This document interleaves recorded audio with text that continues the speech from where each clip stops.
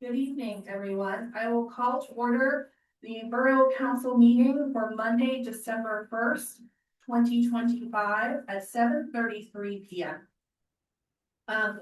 Before we begin tonight, I would like us to, I'm sorry, I'm bringing up a lot of moving notes. We were at an executive session to discuss legal matters before this meeting.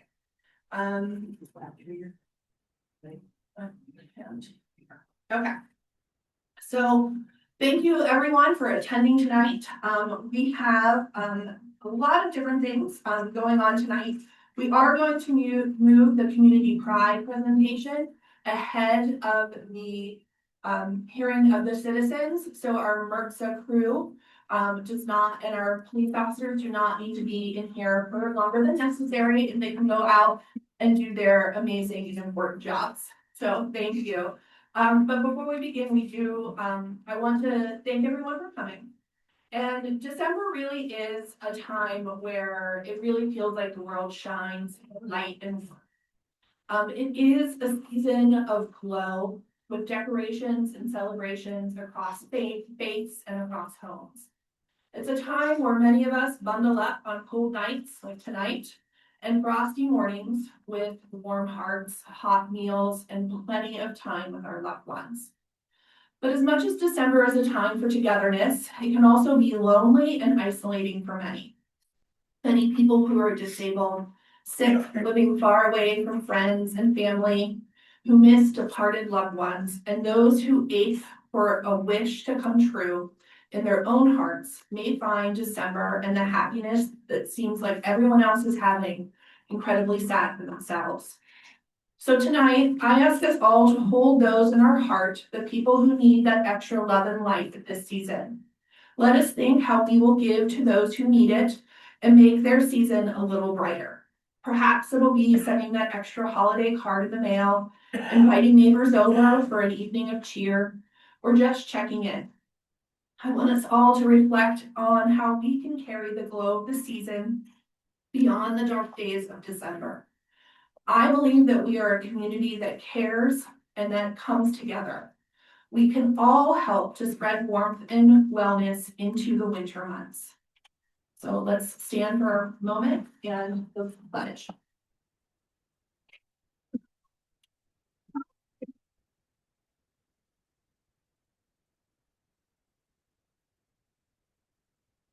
Pledge allegiance to the flag of the United States of America and to the republic for which it stands, one nation, under God, indivisible, with liberty and justice for all. Can we please have a roll call? Miss Demi, Here. Miss House, Here. Mr. Panza, Here. Mr. Ray, Here. Miss Schwartz, Yes, here. Miss Barron, Here. Mayor Shank. Thank you very much. So we do have our MRTSA crew here tonight, and we are commending some officers this evening. MRTSA wants to come take the stage. Thank you. Thank you very much. Thank you, Council, for having us. My name is David Turkle. I'm the Chief of Operations for Medical Rescue Team South. And I'd like to tell a little story about why we're here tonight and the importance of what all first responders do. On September 1st, 2025, Mr. Pillock, who is standing in the back of the room, was walking with his friend, Mr. John Fisher, on the trail to the Green Tree Nature Center. Both men are retired commanders from the Pittsburgh Bureau of Police, and Mr. Fisher quickly recognized that something was wrong with his friend. Despite Mr. Pillock declining the need for medical attention, which is often typical of police officers, Mr. Fisher still called 911 just prior to Mr. Pillock going into cardiac arrest. Mr. Fisher recognized the situation was urgent and told the officers who had just arrived on the scene, to bring their automated external defibrillator. Green Tree police officers, Brian Bocci and Zane, applied their defibrillator and successfully defibrillated the patient. When the emergency crew arrived, Mr. Pillock had regained a pulse, though he remained unresponsive. Following several brief advanced life support interventions, he began to wake and converse with the crew. I would first like to commend Mr. Fisher. I believed he was here, but he was not. Okay. Well, I'd still like to commend Mr. Fisher for recognizing his friend's distress, calling for help, and serving as a crucial link in the chain of survival. Your prompt and thoughtful actions directly contributed to the outcome of that day. I also wish to recognize Officer Ryan Bocci and Officer Frank Zane for their rapid arrival and immediate life-saving intervention. By applying their automated external defibrillator without delay, they reversed the cardiac arrest and formed the second link in the chain of survival. Finally, I would like to acknowledge the emergency crews who represented the next successful link in Mr. Pillock's survival. Paramedic Matthew Coleman, who served as the primary provider and code leader, EMT Richard Wisner, paramedic Kenny Pickard, and paramedic Ken Rothar. The advanced care provided by this team was essential, and without it, we would not have the privilege of gathering today to recognize the individuals whose combined efforts saved a life. This event reminds us that a successful outcome depends on the strength of the entire team. Before I call everyone up to accept a certificate, I'd also like to introduce Ms. Cheryl Rickens. She works for the Sudden Cardiac Arrest Association. They are an agency that studies automated external defibrillators. They are the reason that our police cars have AEDs inside of them and why you see public access defibrillators all over this county. So, Cheryl. All right, so when I was preparing this speech, what immediately came to my mind was, it's a walk in the park. And if you think about that saying, it conveys a sense of like ease and effortlessness and maybe even enjoyable time.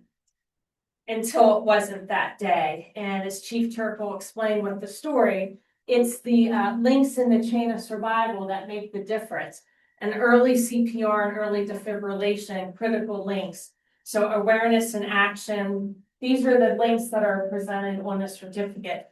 So awareness and action, calling 911, early CPR, early defibrillation, arrival, the first responders, transport to the hospital, and then because those first 6 links came together and worked, we have the chance to celebrate, like we are this evening, the 7th link, which is rehab and recovery for the patient. And these days, both the celebration in December and also bring some light in some of the darkness that as professional first responders, police, fire, EMS, sometimes the outcomes are not as favorable. And this is a celebration for when it was. Chief Turkle mentioned about ROSC, return of spontaneous circulation, showing signs of life. That's what we're looking for. And because of that and the timely response, we get to celebrate not just the survivor's birthday every November. So happy birthday earlier in November. He gets to celebrate a rebirthday every September 1st. So I hope all your friends and family know that. And then I like to call them bonus days. So from December 1st, so from September 1st to today, December 1st, 91 bonus days, and you're going to keep on going.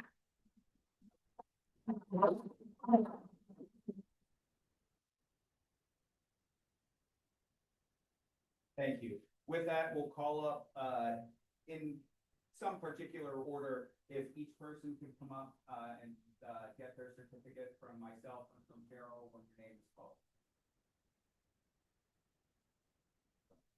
Well, I don't think they're here, but I first wanted to recognize okay.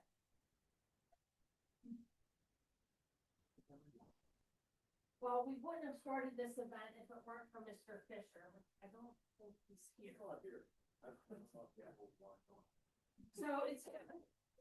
So you will have to present it to him. His certificate of hero is which shows the 7 links from the Sudden Cardiac Arrest Association. He will also receive, because I like a little sense of humor, a roll of lifesavers. You other goodies. And Mr. Fisher is also receiving a life-saving award on behalf of First Citizen. Round of applause.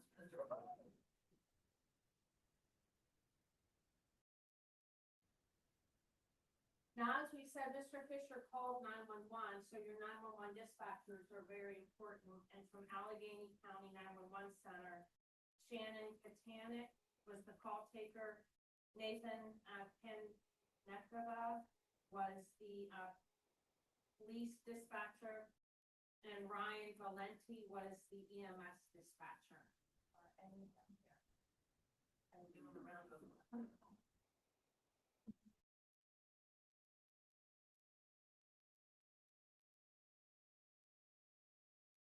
All right, Officer Ryan Bocci.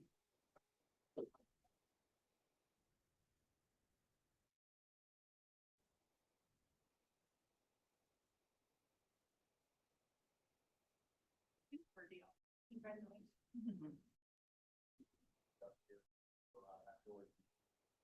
Officer Frank Zane.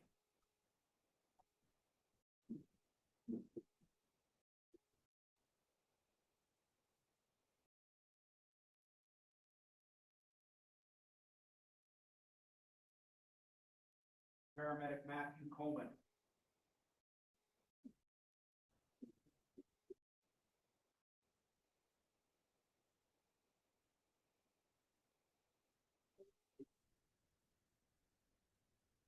EMT Richard Wisner.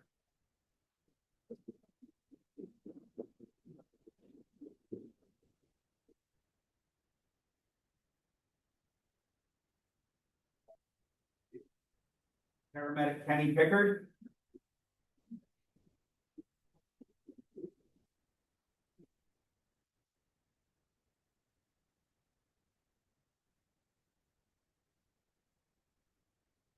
Lastly, Paramedic Ken Rothar.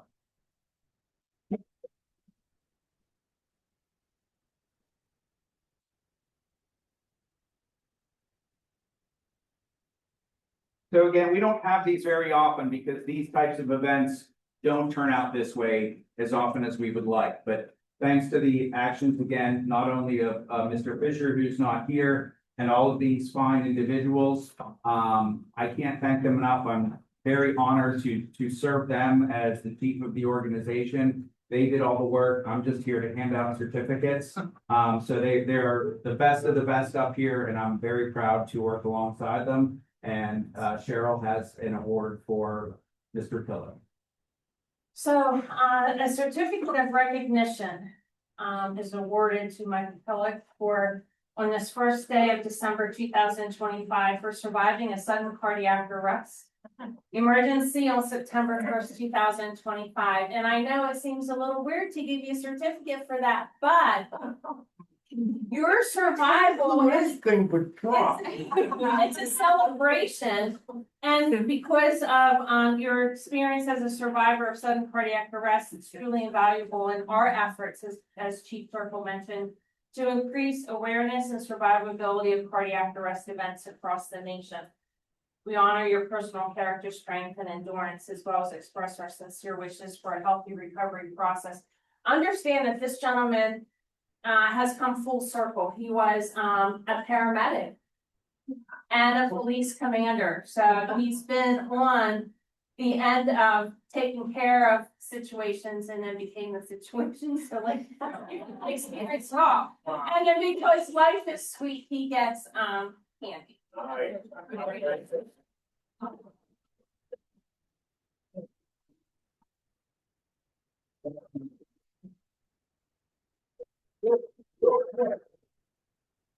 The paramedics, the guys and gals, and the police officers, the guys and gals.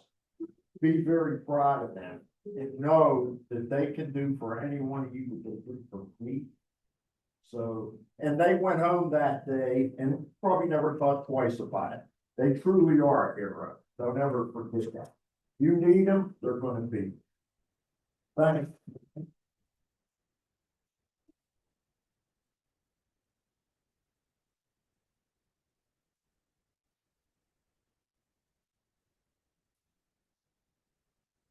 Thank you, members of the council. Thank you all. Thank you very much. Thank you.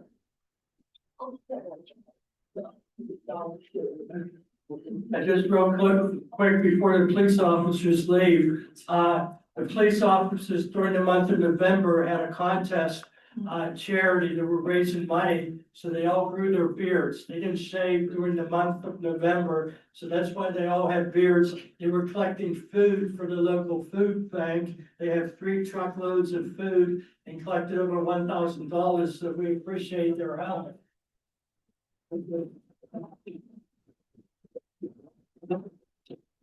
My participation, I didn't grow a beard, but I let my hair grow long. I will get a haircut tomorrow, so usually I'm reliving the 1970s. That was in college. Anyhow, we thank our officers for doing that charity event, and some of them are gonna keep their beard to the end of December. They're gonna have to keep a clean cut, but they always will. But thanks again. Thank you. Thank you.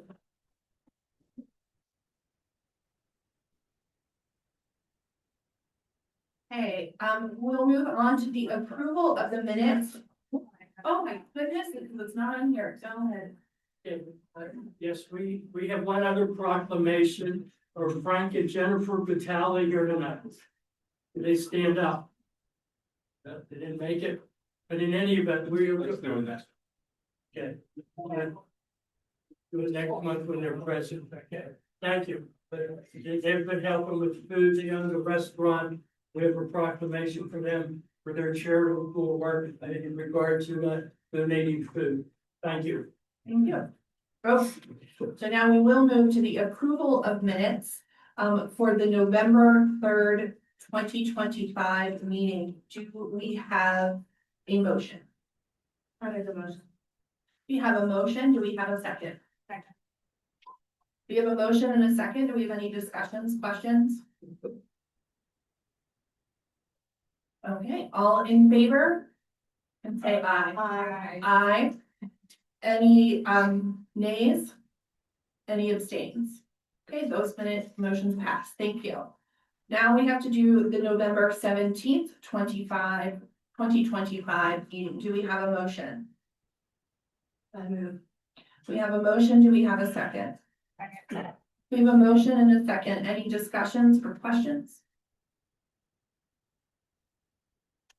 Okay, do we have, all in favor, please say aye. Aye. Aye. Any nays? Any abstains? Okay, that one passes. Thank you. We will now move on to the hearing of our citizens. All persons wishing to address general business or our agenda items can be heard at this time. Please come to the podium and state your name and your address, please.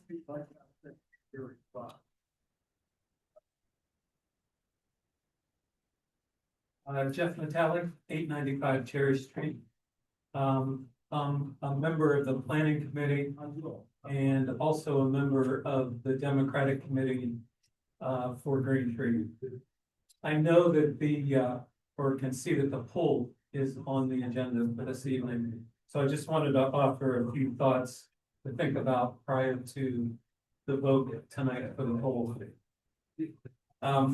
Going back to the beginning of this project, well over a year ago, when I joined the planning committee, I asked a simple question in the meeting, being the new guy, and said, did the pool project ever come to the planning committee? And the planning committee sort of looked at me and said, no, we wouldn't do that. And I said, that's surprising to me that we would be a planning committee, but we wouldn't be involved in something as large as a new pool for Green Tree. And I just left it at that and moved on. And looking at our charter, I think our charter does say that at some point, this project should have started in the planning committee. And it didn't. Fast forward to where we're at right now, the bids are coming in for the pool, and all of the bids are over budget at this point. Our borough manager proposed already a tax increase. The project hasn't even started. It's over budget, we're already thinking about a tax increase that we may need for other items in the borough. Monies from the bridge project were allocated to the pool. I don't know, I think Dave asked in the last meeting if there was an official document that stated that the bridge would be paid for. I still don't know that we've received that. And probably most importantly, there'll be 3 new council members that will start in a month. So it would just seem to me, with the things that are outstanding at this point, with 3 new members joining council, we would definitely want their input, their thoughts, their ideas, their strategies, and how we can get the full project done, hopefully within budget and hopefully without raising taxes for the Green Tree residents. So just some things to think about before the vote this evening. Thank you.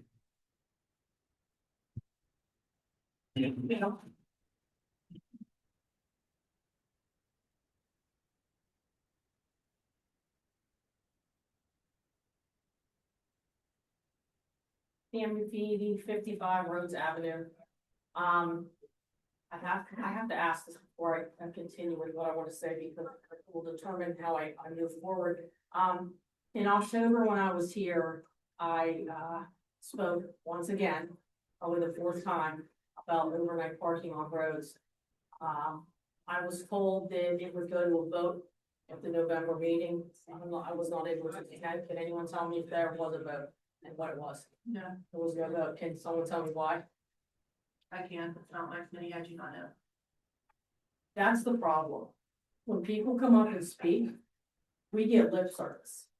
No matter what topic it is, the pool, I mean, as he said, the planning committee, how could the planning committee not be involved in such a major undertaking in the borough? We come here for answers. We just don't want to be pushed aside, whatever our comments are. And I feel as if, you know, to me or to others, people might think, oh, overnight park, we have a bigger issue. We do have bigger issues, but guess what? Every issue that's brought up to this borough council is brushed aside, and we get, okay, we'll look into it, we'll go, and nothing is ever done. I mean, I've been asking about a simple thing about parking, the pool is 10 times more, thorough, and, needs investigated way more than my overnight parking. As Jeff said in October, when we were talking about the overnight parking, he talked about how cars being parked along roads, that 3rd lane being taken up by parked cars actually slows cars down. Because when people go by and those cars are parked there, they believe, since it's at a park, that there could be children running out from between the cars. The excuse, and I'm gonna call it an excuse, the excuse of someone else will want something as far as overnight parking. There's no excuse. No one else, can anyone out there tell me if there's any other road in the borough of Green Tree that has 3 lanes? Case closed. Nobody else has it. So as soon as that's brought up, it's nixed immediately. You don't have 3 lanes. That road has 3 lanes. That is why they are able to have overnight parking. And, someone's talking about, oh, the soccer games or this game, whatever games across the street. If I really want to, with the amount of vehicles that I have, I could 8:30 in the morning, go across and take everyone's spaces, and then everyone will be up here fired up because I'm taking all these spaces purposely, because you won't listen. You don't listen. You don't respond in a timely manner. I mean, this could have been taken care of months ago. I wish I looked back to see exactly which month I started and asked for this. I'd say at least 6 months ago. This is something that could have been taken care of in 2 months. And I have people approaching me, walking their dogs, that don't even live on my street, saying, who do I need to contact? Because I think that's ridiculous. I thought you had overnight parking on your street. I said, no, I don't. They said, well, let me know if I need to talk to people that don't even live on my street. So Is anyone gonna address it? Probably not. Are you just gonna shake your heads? Probably. But maybe I'll just have to come back every single meeting that I can possibly come to and just beat your ear. Thank you.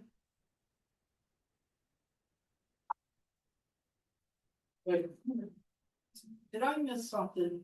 Mayor, did we not address this year? Yes. Chad actually came up and said, That was in the October meeting, yeah. yeah, so I mean, I thought we actually, honestly, I thought we actually addressed it. When the acting chief of police said he's highly against it, and I thought the mayor. You said you take it to a vote. Well, then I think we should have a vote on the agenda for I January. mean, don't tell people to do stuff. and Yeah, don't do it. that, I think we should put that on the agenda for the January meeting. It has to come through a committee. There is one committee that oversees that. And that is working with public safety and the mayor and the police. They bring their committee, they bring their recommendation, we discuss the recommendation, they bring their data, they bring their reasoning, and then we can have that discussion for a vote. I am all for voting on it. But that I cannot make anyone do anything. They have to also bring things to the table. Then, Mr. Wright, do you think your committee could address this tonight to talk about possible vote? Thank you.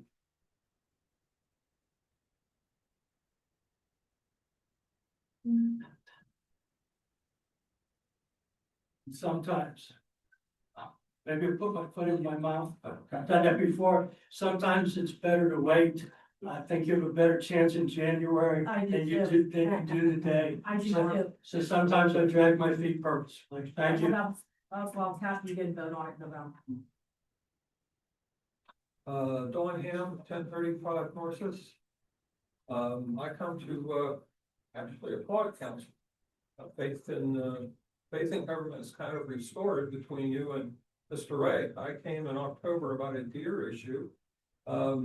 And lo and behold, in November, it was part of the agenda. And I couldn't be here, but I have watched the video of the meeting. I have listened to Mr. Ray's synopsis of the problem and of the work that came to a special meeting, I guess, to address the situation. But basically, all he did was dump it into your lap. They did not want to get involved. They did not want to financially get involved with their deer. So they dumped it into your lap by saying, we can hunt in Green Tree. Now, in looking, there's an ordinance, 22513 from 1976 that prohibits hunting, trapping, stoning, injuring deliberately, or interfering with the natural habitat of wildlife. So to be able to hunt in Green Tree, this ordinance needs to be changed. What committee would that ordinance fall under that we could put information together and identify places in Green Tree that would not alarm residents, would not involve police stopping to check why a person was there. I would be glad, as I volunteered before, to work on any committee to try and solve this issue. I don't want to see Green Tree, let's say, faced with property damage claims, which is what the Pennsylvania Game Commission has to do to pay farmers for crop damage when deer can't be culled. So I'm here just to remind you tonight, well, to commend you first, that you picked up on this issue, especially you, Mr. Wright, that you picked up on this issue and moved forward with it so quickly. But the biggest part of the bow season is coming up in January. So if you want to get started on an issue, this ordinance has to be changed, reworded in some way to allow hunting in whatever public part of Green Tree hunting could be done. So I will leave you with that. I too will return on a monthly basis. I've lost too many thousands of dollars in shrubbery trees. So whatever committee, let me know. I think Ms. Miller has my telephone number, email, address. I can be contacted if you'd like somebody to help work with you on it. Please give me a call. Thank you very much. Thank you. Public Yeah. safety is there. I'll be addressing, an update in my public safety committee report. Thank you. Yeah.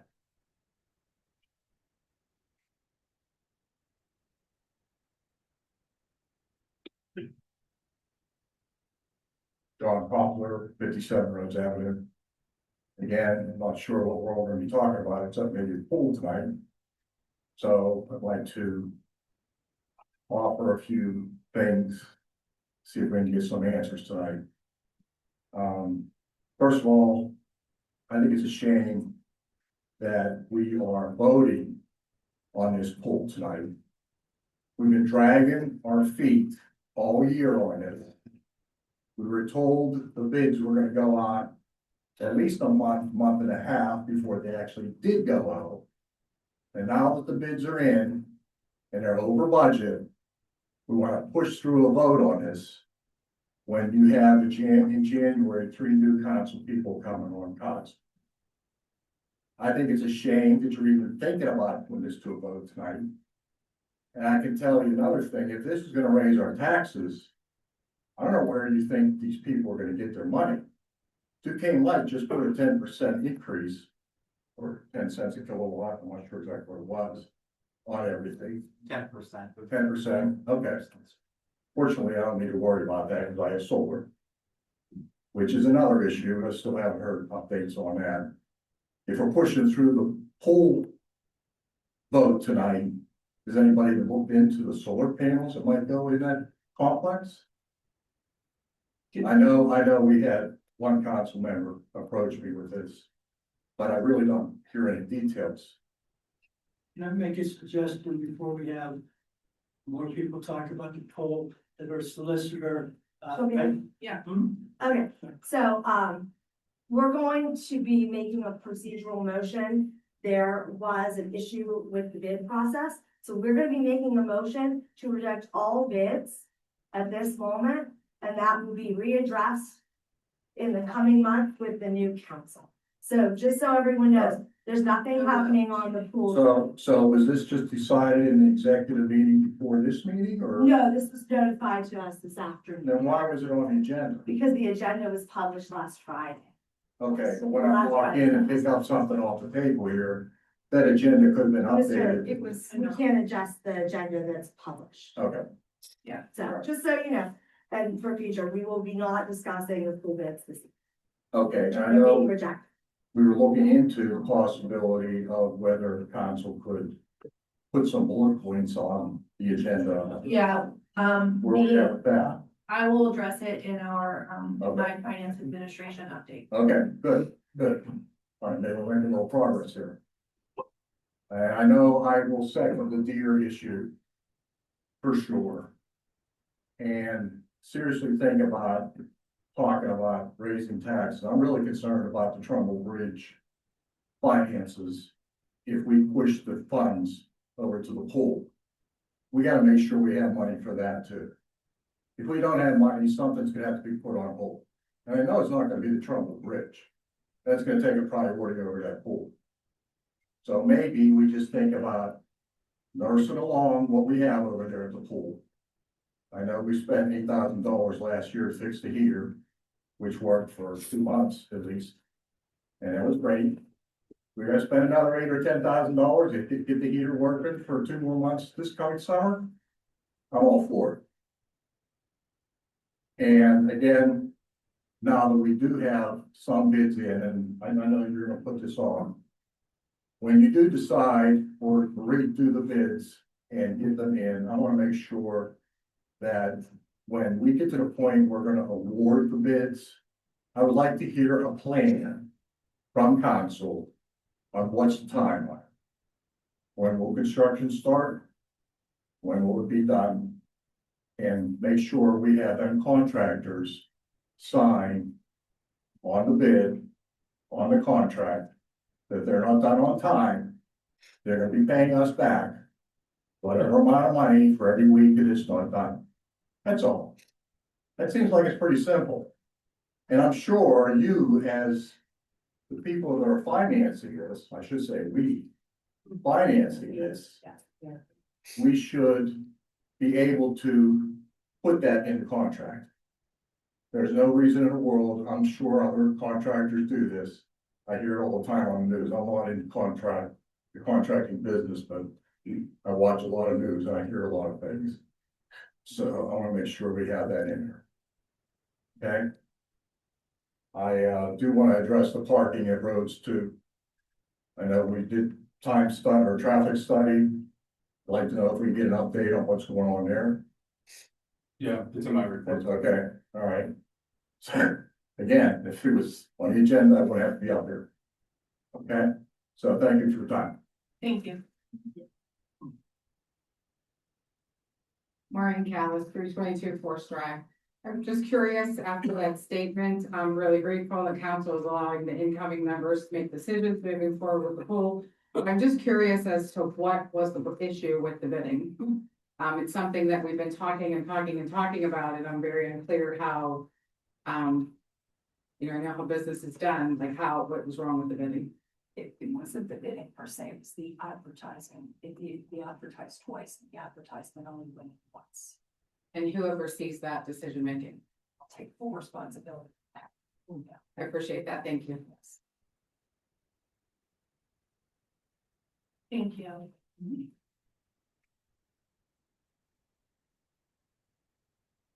Nicholas Callis, 322 Forest Drive. While we're on the topic of the agenda a little bit as well, I just wanted to bring up something that I brought up back in April about moving the hearing of the citizens to further down, perhaps past reports and presentations. You moved it tonight because it seemed inconvenient for the presenters to make the presentation, not have to wait for us talking, which is fine. There's plenty of other pros to doing that, such as, if anybody's running late, they can still be heard. Perhaps if you guys gave your chair reports before the hearing of the citizens, we'd be able to talk more, be more informed about what we wanted to talk about when we came up here. And that's all to say. Thank you. Thank you. I have to say, I've always been for that, having hearing the citizens later, because then they can comment on what we just discussed, rather than guess what we're discussing. So I think it should happen twice, at the beginning and at the end. Yeah, I like it. Yeah, but we have updates for this in mind. Well, then we can't talk about it. I know, because that's just how it is right now.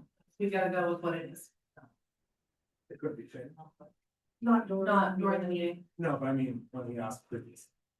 We had to have it, we had to have borough solicitor put into that because there are legal ramifications to every decision like that. That's several bucks. Yes, we've been working. I'm just, yeah.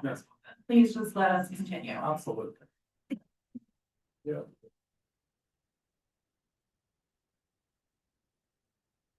Anyone else?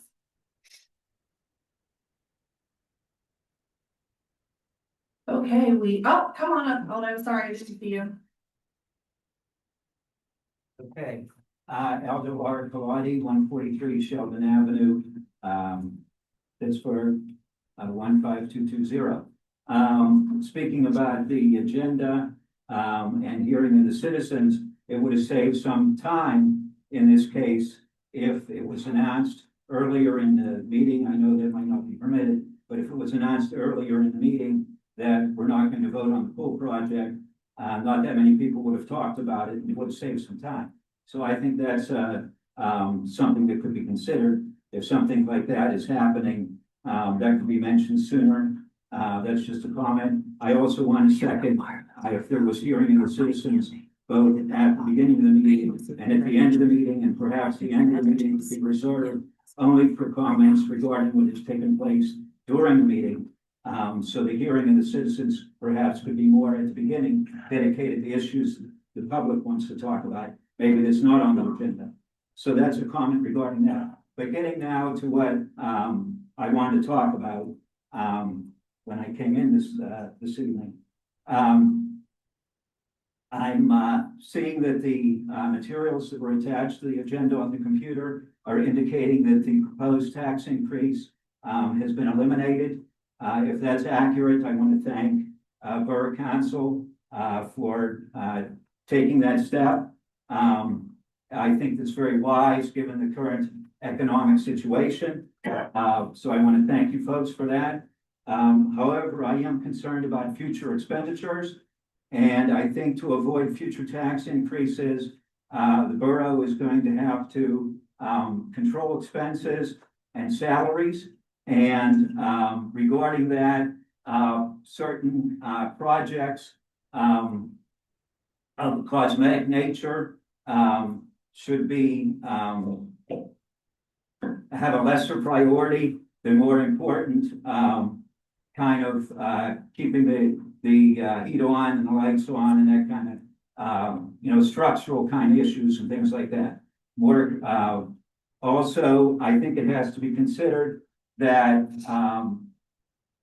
borough departments that may come with a Santa's wish list of what they would like to have, as was sort of presented at the budget meeting, that not all the Santa wish list can be granted, and that there could be compromises made, that only every department only gets half of what they asked for or whatever, or things like that. That also could be done to economize things in that fashion. Regarding the swimming pool project, even though we're not going to talk much about it, I do want to mention that I think, given the financial situation, when we do discuss the pool and take bids on that, considering economizing on that project in terms of some of the items that I consider on here to be somewhat extra or add-on. Concerning the concrete finishing that's listed on there, I'd be interested in finding out more information about what that is. That seems like perhaps an essential thing that needs to be done. I've had folks in my family that have been engaged in concrete finishing as a job, and I don't know if that's some kind of a epoxy or some kind of a thing like that, or if it's making the concrete smooth so that people don't trip and get hurt and those kind of things. So that would seem perhaps to be more of an essential item. And also if it's something like an epoxy or a sealant or something like that, whether that would have to be repeated periodically. I think that would be important to know. So that's all I want to say about the pool project for right now. Also, I would like to let everyone know regarding the Sheldon Avenue water line project, which should be occurring in the next few days. The Sheldon Avenue and Park Edge neighborhood is quite populated with many residents in that area. That's supposed to start in the next few days. I have some current concerns about that. I spoke to the borough manager, Ms. Miller, today about some of those concerns, and we had a very good conversation. I shared with her information that I have found out on my own, and she shared some information that she has. I believe later on after the meeting, we'll be meeting up very briefly for me to share some additional information with her as we discussed on the telephone. I want to thank her for that discussion, and but I do have some concerns primarily with a project like that, occurring in the winter. And I just wanted to make sure everyone is aware of it, that I also believe that a portion of the work zone should be clarified. And it appears that an area, as I mentioned to Ms. Miller, an area of Sheldon Avenue where the water main breaks have been more frequent, appears not to be considered in the work zone. And so I have a concern that the water company may not be working in the actual area of greatest concern. Thank you very much. Thank you.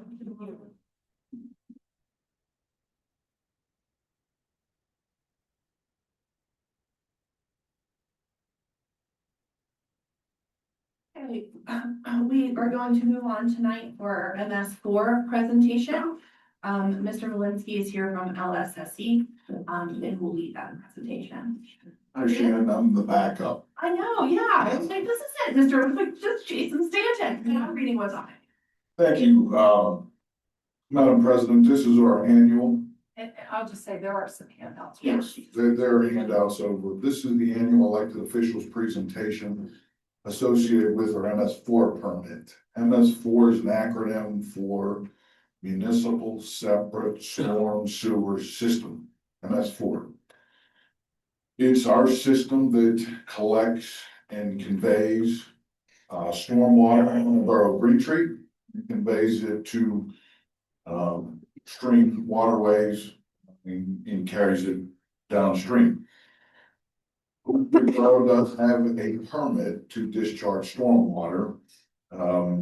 There are annual MS4 tasks that must be completed. Tonight's presentation is one of those tasks.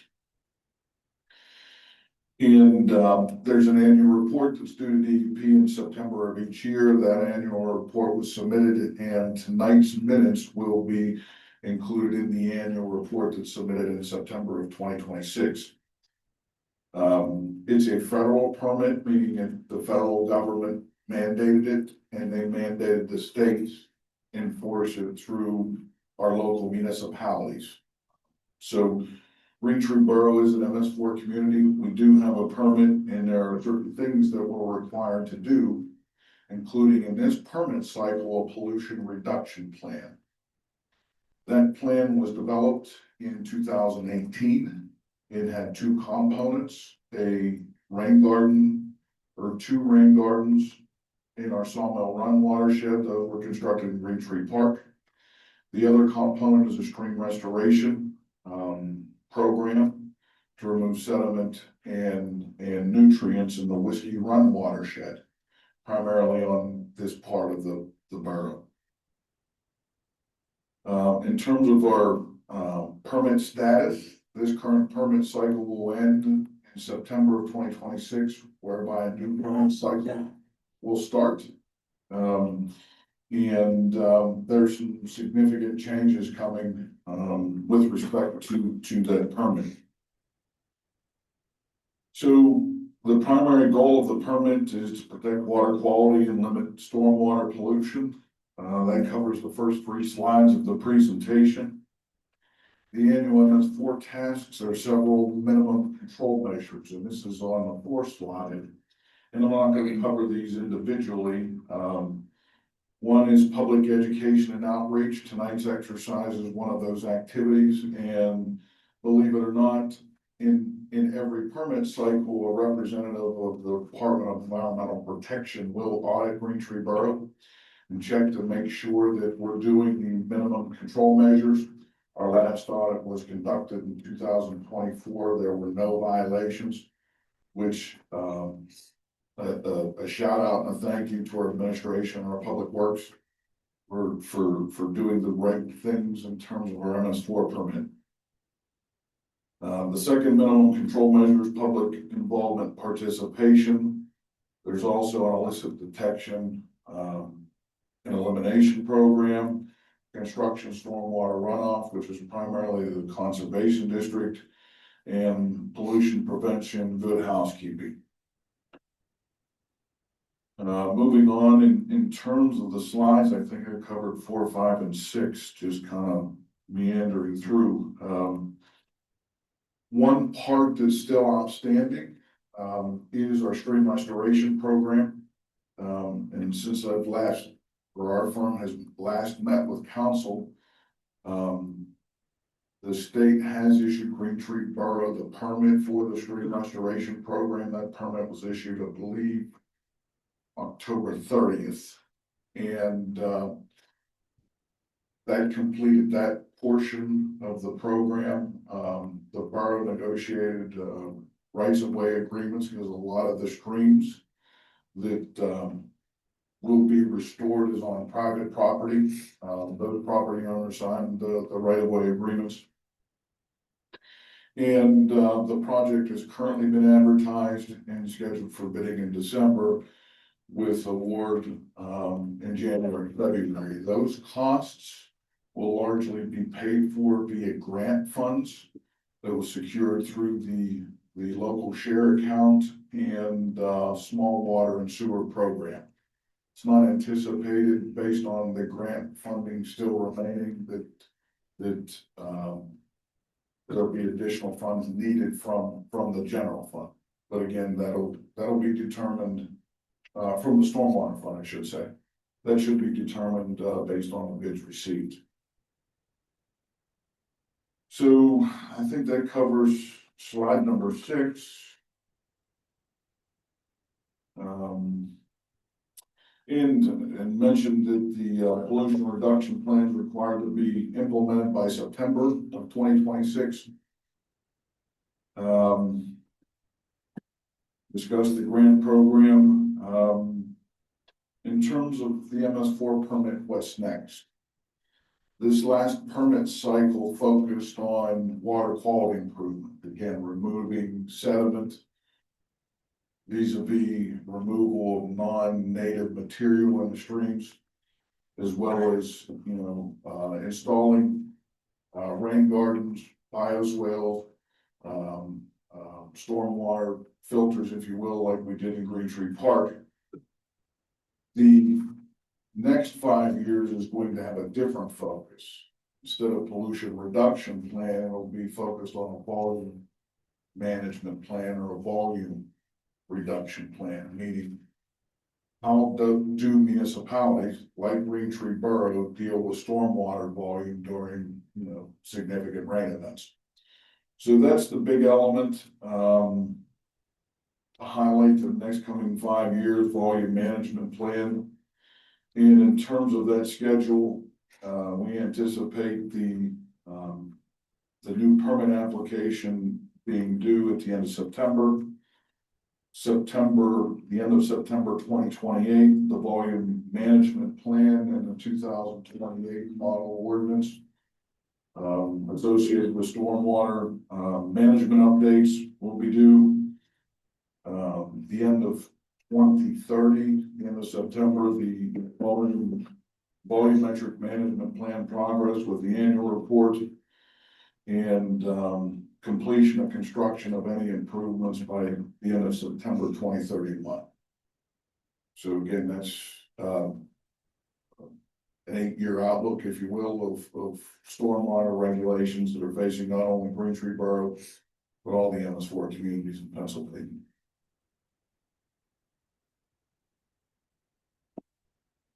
There's some additional detail that gets into the weeds a little bit, but I covered everything at a high level. And absent any questions, this concludes the annual elected officials presentation pertaining to our MS4 permit.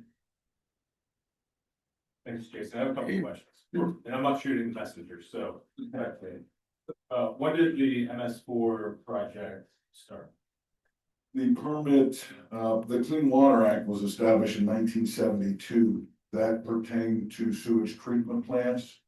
And in 2003, the state forwarded on the requirements for an MS4 permit, which is the next step following that regulated stormwater. So 2003 is the short answer. And when did Green Tree start having to pay for projects? This last permit cycle is the first permit cycle that had capital improvements, if you will. Prior permit cycles largely were a characterization, map your system, identify where your curves are. Here's a stormwater ordinance. Start developing your public education and outreach program, including, getting the message out on our website, those sorts of things. So this project that we had at the bottom of Poplar and Noblestown Road, that's part of the MS4. We put in a large catch basin. We're separating out. That was the Dave Watson project. Yeah, the stormwater from the. Is that part of the consent? The consent order, is that part of MS4? That's a separate issue that's not related to MS4. That project was implemented. It was essentially a storm sewer extension that initially that connection was upstream of the Pittsburgh Water, now the agency's called, that was upstream of their regulator structure that regulated flows to the sanitary system and to Alcosan. With Alcosan grow funding, a significant amount the borough of Green Tree was able to extend that stormwater system and tie it into a stormwater culvert, thereby not routing it through the Alcoasand system. But we were required to do those types of projects, right? Yes, as part of our phase one consent order and agreement associated with our sanitary system. So, in your estimation, because you've been involved in all those projects, and I know this is, gonna be a ballpark figure, but about how much is the borough invested in all of these different types of projects? I'd say millions. Double digit? Approaching double digit? I wouldn't think tens of millions, but I would think reasonably in the millions. That was a significant project, the Poplar Street project. And we were given $1 million for that. And We were given money for that. and there were significant grant funds involved in that project, So absolutely. taxpayer dollars are funding these federally mandated projects, correct? Yes, In this last project, this pollution reduction project in Whiskey Hollow is all based on theory. Again, I'm not shooting the messenger. You're not the one telling us that we have to do it. We're managing projects very well. But this is just in theory that it might work. Correct? this is in accordance with state mandated requirements and technical guidance that they give the municipalities to comply with the MS4 permit. In our budget meeting, you characterized it as in theory, it should work. There's no real proof that it will, but we still have to do it. Yes, you do have to do it. The guidance is a lot of theoretical in nature. But it's in accordance with the guidance that the state and federal government gives us. Okay, thank you. So the only hope this borough has is no rain. Am I correct?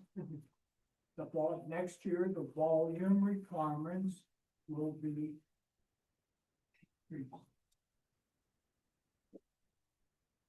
If I might, Madam President, to answer that question. Yeah.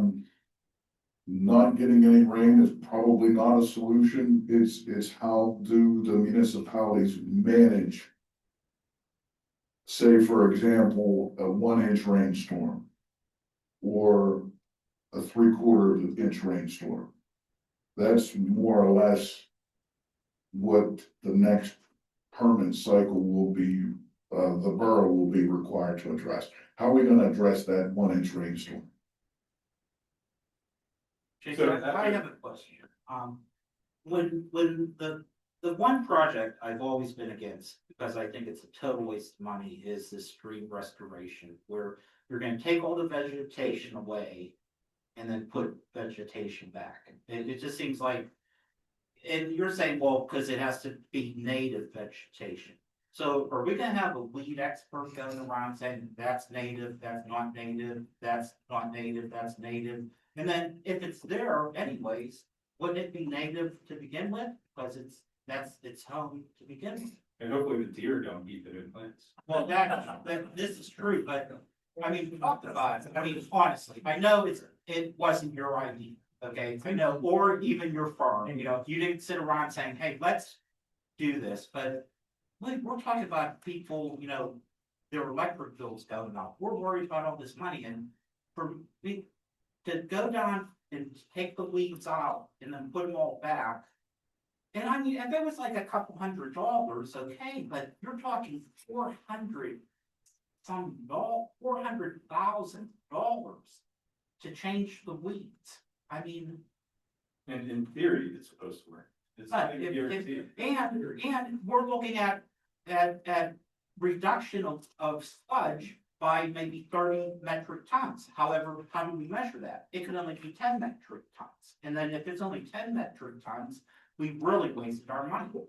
But I mean, or if anyone's even going to calculate that, I mean, if people don't start complaining about this, and we just every year just let them do this to us, not only us, but other communities are going to run out of money. I mean, someone needs to voice this opinion. It's just not a good idea. In terms of the scope of work, Mr. Panza, it's obviously removing the non-native material that's in the stream bed. The sediment, those sorts of things, and obviously the existing vegetation is part of that. You know, Well, see, I clean- think sediment is native to any riverbed or stream.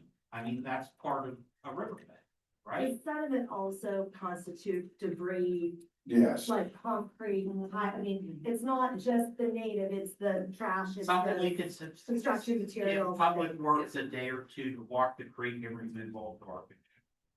In a day, they could probably do it in 2 or 3 days. and again, this removal of non-native material, the other element is that Green Tree Borough has been fortunate to have significant grant funding from our state legislature to pay for that work. But it's still taxpayer dollars, one way or One another. way or the other, this. Yeah. But we know it wasn't used, so. So the, are we done in 2031, or is there gonna be another 5 years? It'll just No, continue in it'll continue, perpetuity. yes. Until it's they've decided no. Again, I'm not shooting the messenger. Yeah, no, it's a 5-year permit cycle. Again, the Clean Water Act was adopted by the federal government before I was born, 1972.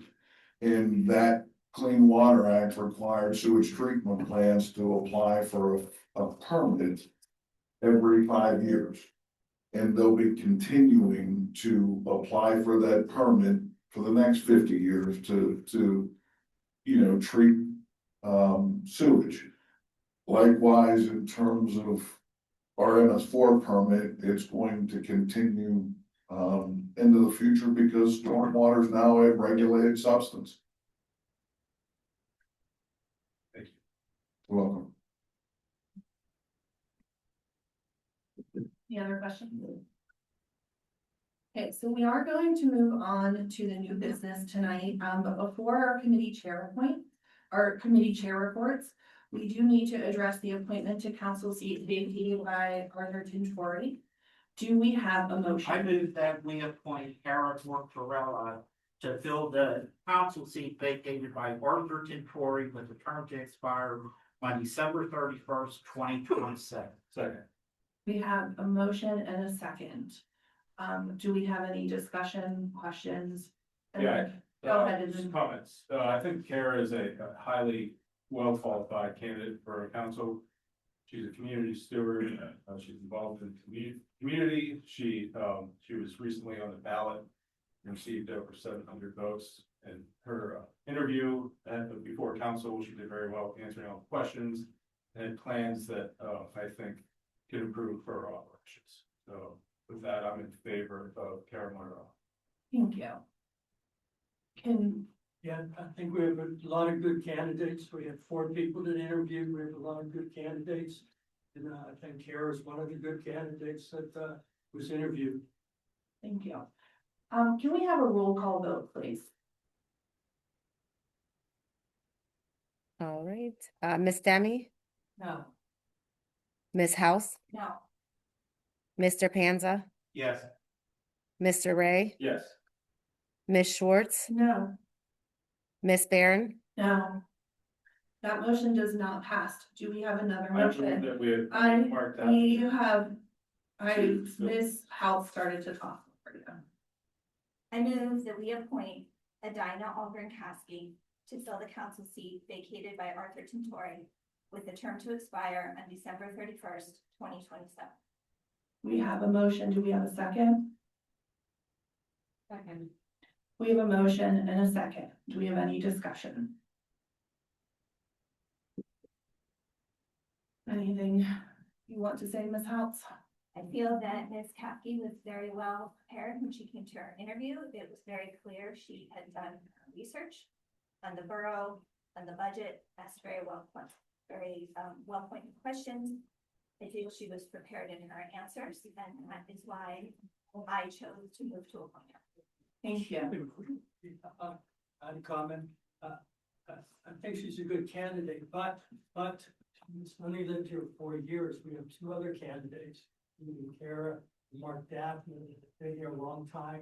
They have more input in the community. I think down the road, the nomination right here, she stays involved and she maybe runs for council, gets appointed. We have two people that have been dedicated to the community. Mr. Gaffner has a business in the community, he's been involved. Kara, she's involved in all kinds of sports. It just amazes me that when we have these two dedicated people that are committed to the borough and the long term, that they're overlooking those people. Yeah, I agree with that. I think that, what I hear from the community is that people are looking for change, people are looking for less partisanship. I think having new voices, and I think having people that are, independent, that are, able to come up and not bring an agenda with them to the dais, but be independent thinkers are something that would be, very well received by our community. The borough ordinance does state Go ahead, Ms. House. that, a resident does have to live in Green Tree for a minimum of 1 year. Not already of people in the borough, but how long they have lived here. And I do also agree with Ms. Demi's comments. You didn't rerun, you made the motion to. approve. Thank you, that, and we cannot have audience comments at this time, this is the process. This is why. Such a joke, I can't believe. I was not advocating based on longevity. I was advocating based on merit, based on what people do. And I would imagine that the people, that comment there, that people have an agenda, let's make it a big leap, your agenda. So anyhow, that's my thoughts. And yes, and I really just think that Mr. Gaffner is just as equally qualified as Kara. I made the motion to nominate Kara because she did spend the effort to try to obtain a council seat. And I highly value anyone who puts an effort into trying to do something for the community. And that's why I nominated Kara. However, I know Mr. Daffner is equally We're as not, qualified. we're not on Mr. Daffner, Oh, we okay. have a motion and a Okay. second for, Ms. Cap. And then just last thing that I would point out, just the way this whole thing was run with Mr. Tentori's, We are not discussing Mr. Tentori, we are discussing Ms. Cat.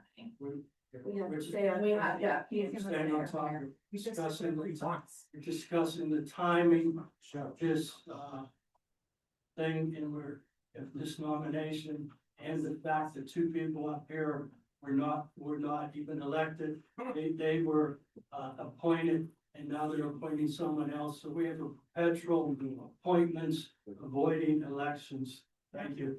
Okay, I would like to make a subsidiary motion that we table this discussion. Yeah. Yes, You yes. absolutely- Not vote on this one.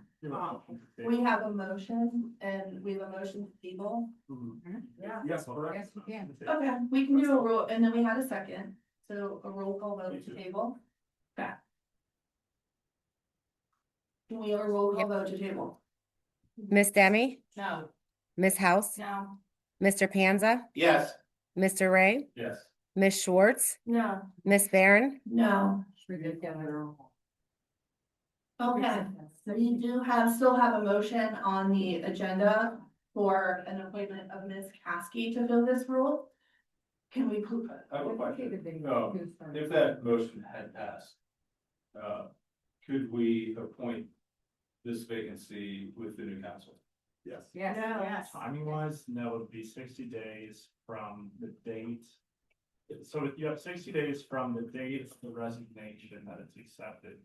We did the timing of it. It has to be at a regular meeting during a certain amount of time. The January meeting falls outside of that amount of time. If an appointment is not made tonight, it goes to a judge of Allegheny County. That's okay. Yeah. Go for it. We love it. thank you for that explanation. We do still have a motion to appoint Ms. Caskey. Can we please have that roll call vote? Miss Demi, Yes. Miss House, Yes. Mr. Panza, No. Mr. Ray, No. Miss Schwartz, Yes. Miss Barron. Yes, Sitman. that motion stands. Ms. Caskey has been appointed to that position. How that will begin, Ms. Miller. We'll get in contact with her tomorrow. And we can move forward from there. Talk about agendas. Yeah. Thank you. All right, we are moving on to the infrastructure is first on our committee reports. No one out this afternoon regarding the weather we're expected to have this evening. So, snow and freezing rain is possible. So the borough does have winter maintenance resources on standby, and every effort will be made to clear the roads and walkways as soon as possible. If possible, please avoid all on-street parking this evening and allow for travel delays in the morning, as there are expected to be dangerous travel conditions and possible.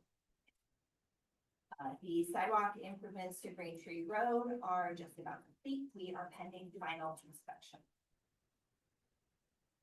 The I-376 interchange project is obviously ongoing. We are waiting additional information from PennDOT at this time.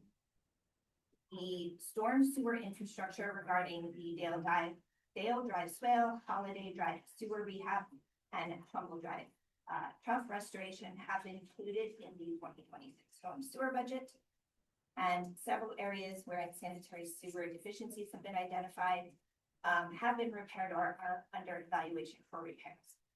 Most of that work is being done under a limited contract, and then there will be sewer lining by Insight.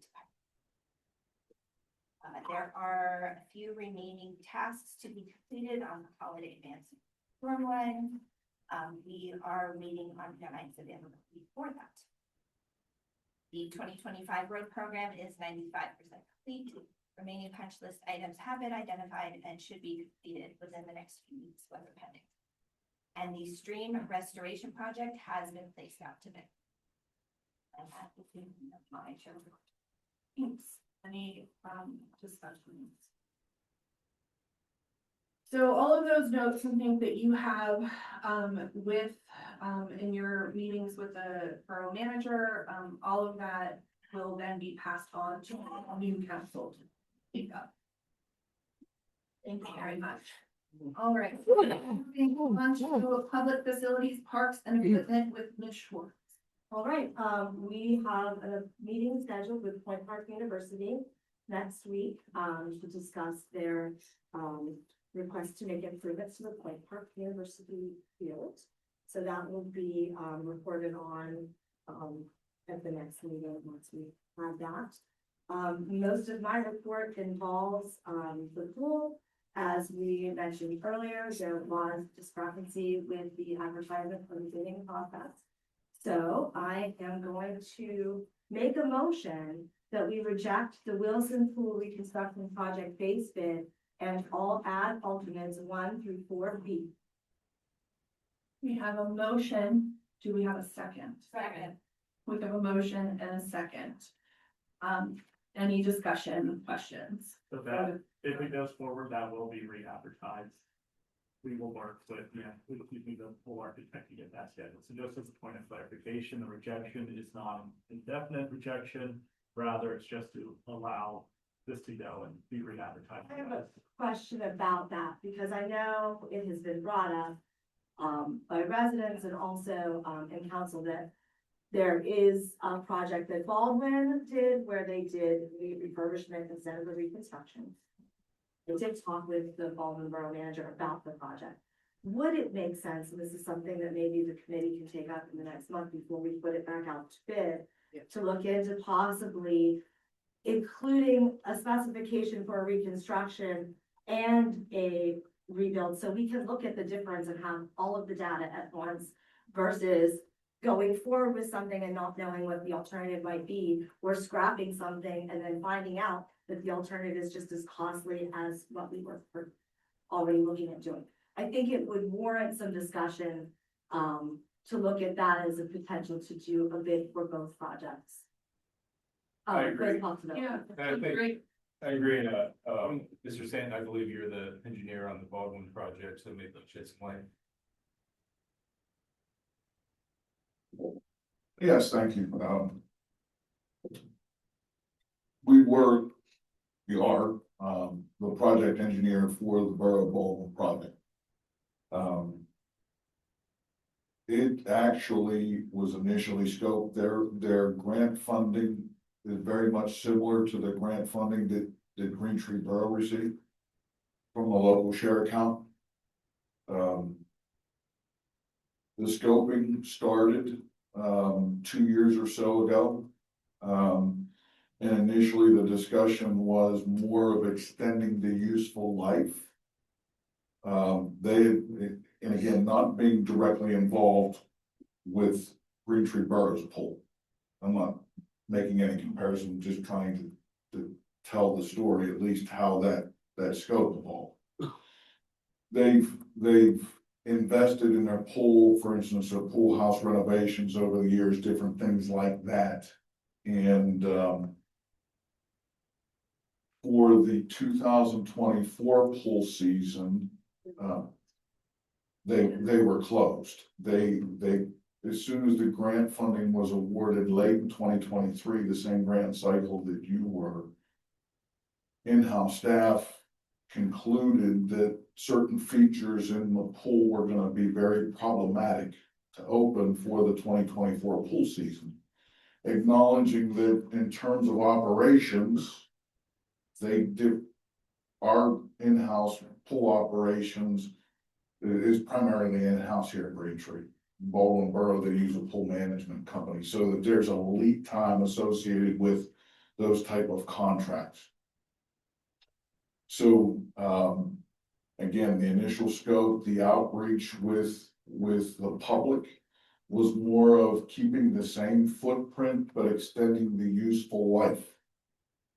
And so, you know, part of that scope was bidding out, mechanical replacements, pumps, heaters, underground piping, primarily keeping the footprint the same, but being more accommodating, associated with ADA improvements. And using a zero entry with some spray features in lieu of a problematic splash pad. And they do not, I'm correct, they don't have a baby pool at their facility. That's Not correct. Something that is different. It's also my understanding that they had 3 separate bid processes because they were not getting bids within the pricing that they required. Is that correct? Yes, initially, in terms of when, again, with public input, not necessarily revising the footprint, the real estate of their pool area is much smaller than we have here at Green Tree. So that's a difference, if you will. Initial bidding, you know, acknowledging that you want, in terms of having the pool closed, you want to minimize the amount of seasons that you want to be closed, because obviously when our patrons to use it.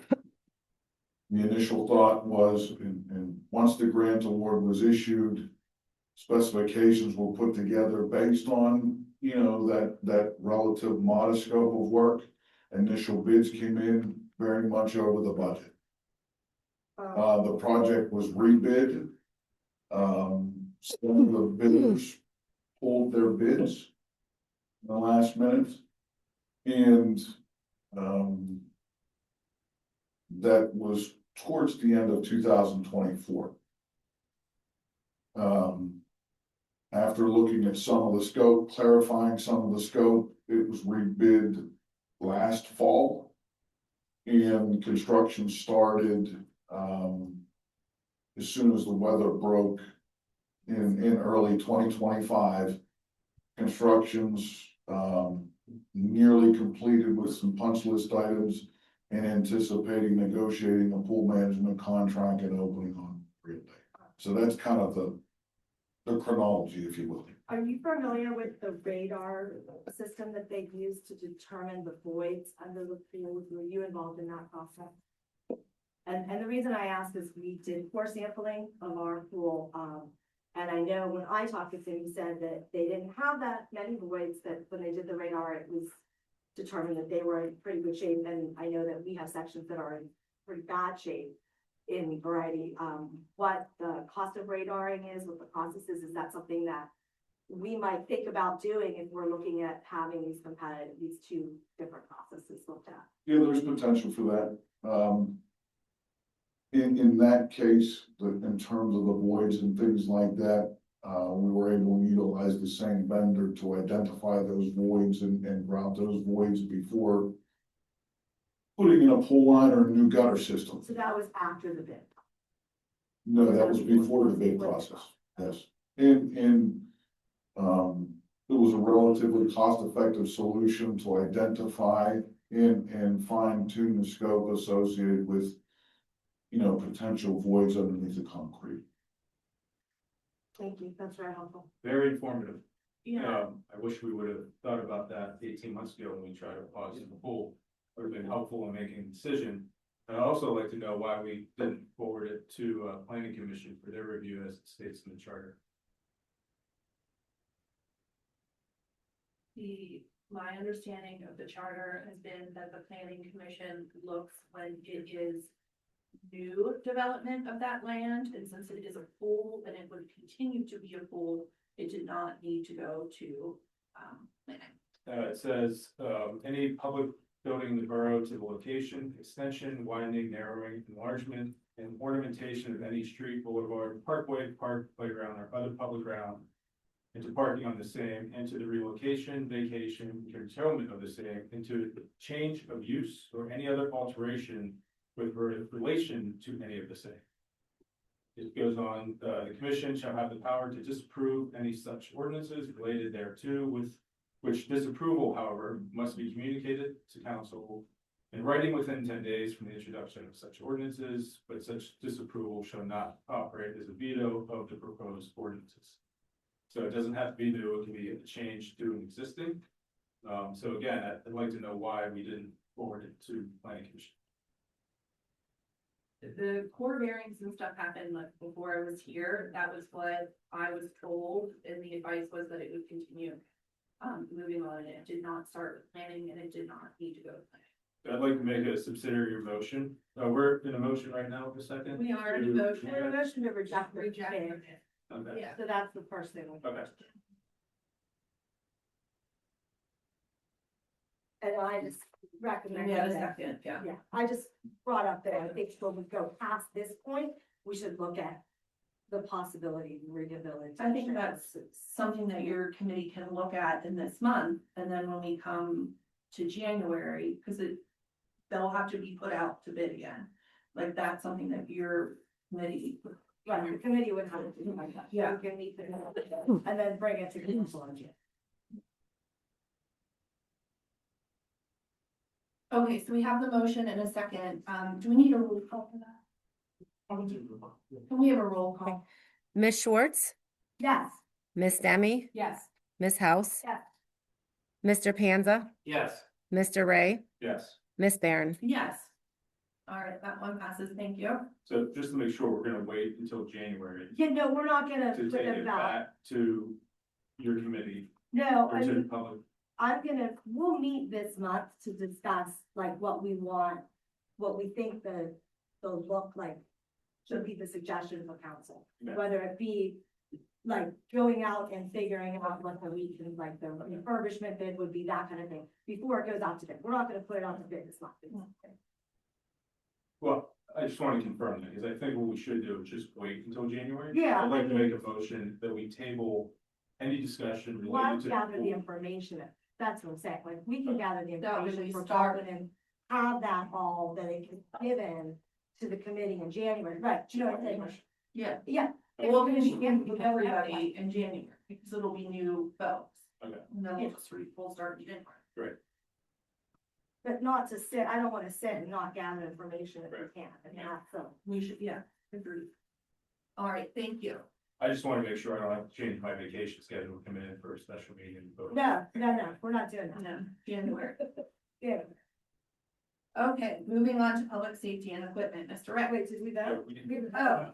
And I have zoning, so just hold on, Sorry, we need to vote on this, we need your roll call. on the three, on the rejection of the bid. We did that, we did that, now we're on to the planning commission. We went back and forth. Okay. If I may, before you go on to the next, I think we should consider, like, it seems like it's been our practice that whenever the term expires, we automatically appoint without giving others an opportunity to interview. So when there's a vacancy, our process has been the last couple of years to have interviews of candidates who may be interested in that vacancy.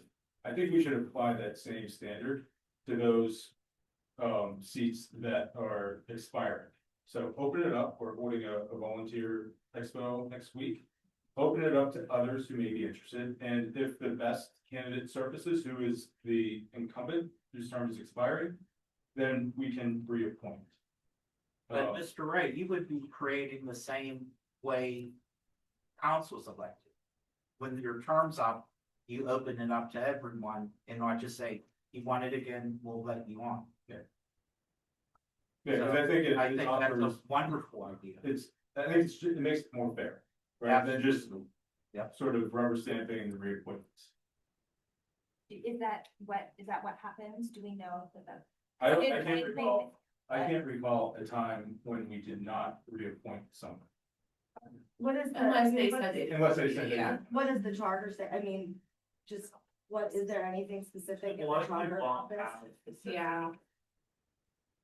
I guess procedure otherwise, other than it's vested within council's purview to make. But if traditionally, and then I guess this is my next question though, because the appointments in the past for planning and zoning, we have done the interviews, have been with the commission or the zoning hearing boards and the committee. Well, you still have planning members that are still seated. Right, so it would be just with the seated members and those three that are up, and those three that are up that have no say. Right. So what we would do for planning commission would mean that Mr. Natale, Mr. Evans, and Ms. Swish would not be able to be involved in the conversation. That's my recommendation. I just reiterate. I mean, that's fine. The code says that the commission shall consist of 7 members to be appointed by and serve at the pleasure of council. Yeah. Okay, I just want to make sure we're not stepping on any toes. So, yeah, I don't see a problem with that being done. I mean, we've interviewed for vacancies in the past. Yeah, I think to make it fair, make it inclusive where we're asking people to submit their application. We consider everybody. I think the incumbent who is to be reappointed probably is maybe the most qualified because they have the most experience. But I just think it's best practice. I don't disagree. That being said, though, we would have to hold those interviews within this month. Yeah. How much notice do we need to put for people to submit their names? We've gone over. We could do it in January. I mean, I'm just asking, Yeah. because usually We've they're. gone over plenty of times. Because realistically, the planning commission may not even have a meeting this month. And it may not happen until some period of time, January, so. Yep. And the zoning hearing, we're going, it says this, so. I think we can do that. But I would like to have that posting go up tomorrow because the fair is on Monday. Yes, And agreed. if people wanna come and talk, like that should be pretty, like, we wanna give people as much possible time. We can do that. Did the planning commission sign up for a chair at the, Yeah. Planning commission did, we did not hear back from zoning hearing. I will be sending them out emails to all of the groups that we did not hear back from. did you clarify, did you receive a from the that investigation?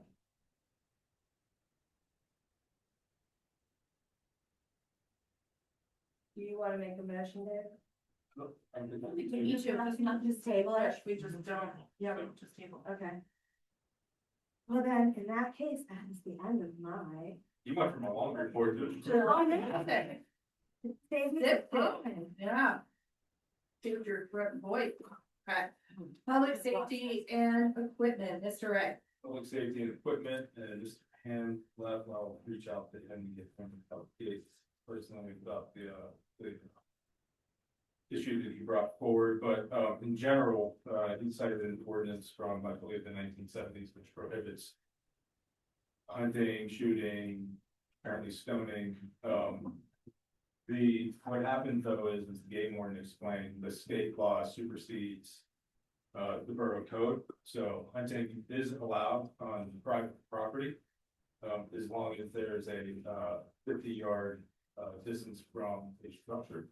Or if you're on your own private property, that 50-yard distance is not applicable. You can, as the game warden said, you can shoot the deer with an arrow off your deck. I'm not suggesting you do that, but he said you could, you just need 50 yards.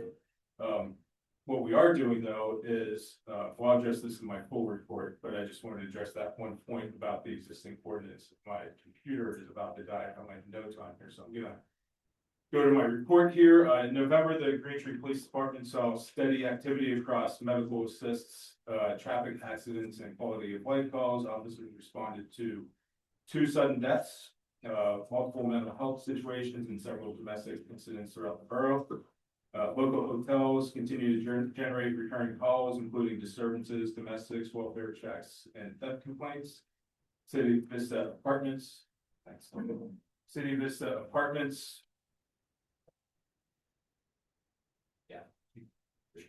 City Vista Apartments also remained a frequent location for domestic and welfare related calls. Officers assisted in 2 major medical emergencies where life-saving measures were attempted, supported Crafton Police during an armed robbery investigation, and handled a rollover crash where the driver fled the scene, and a debit card theft at BP was resolved with a suspect identified and charged.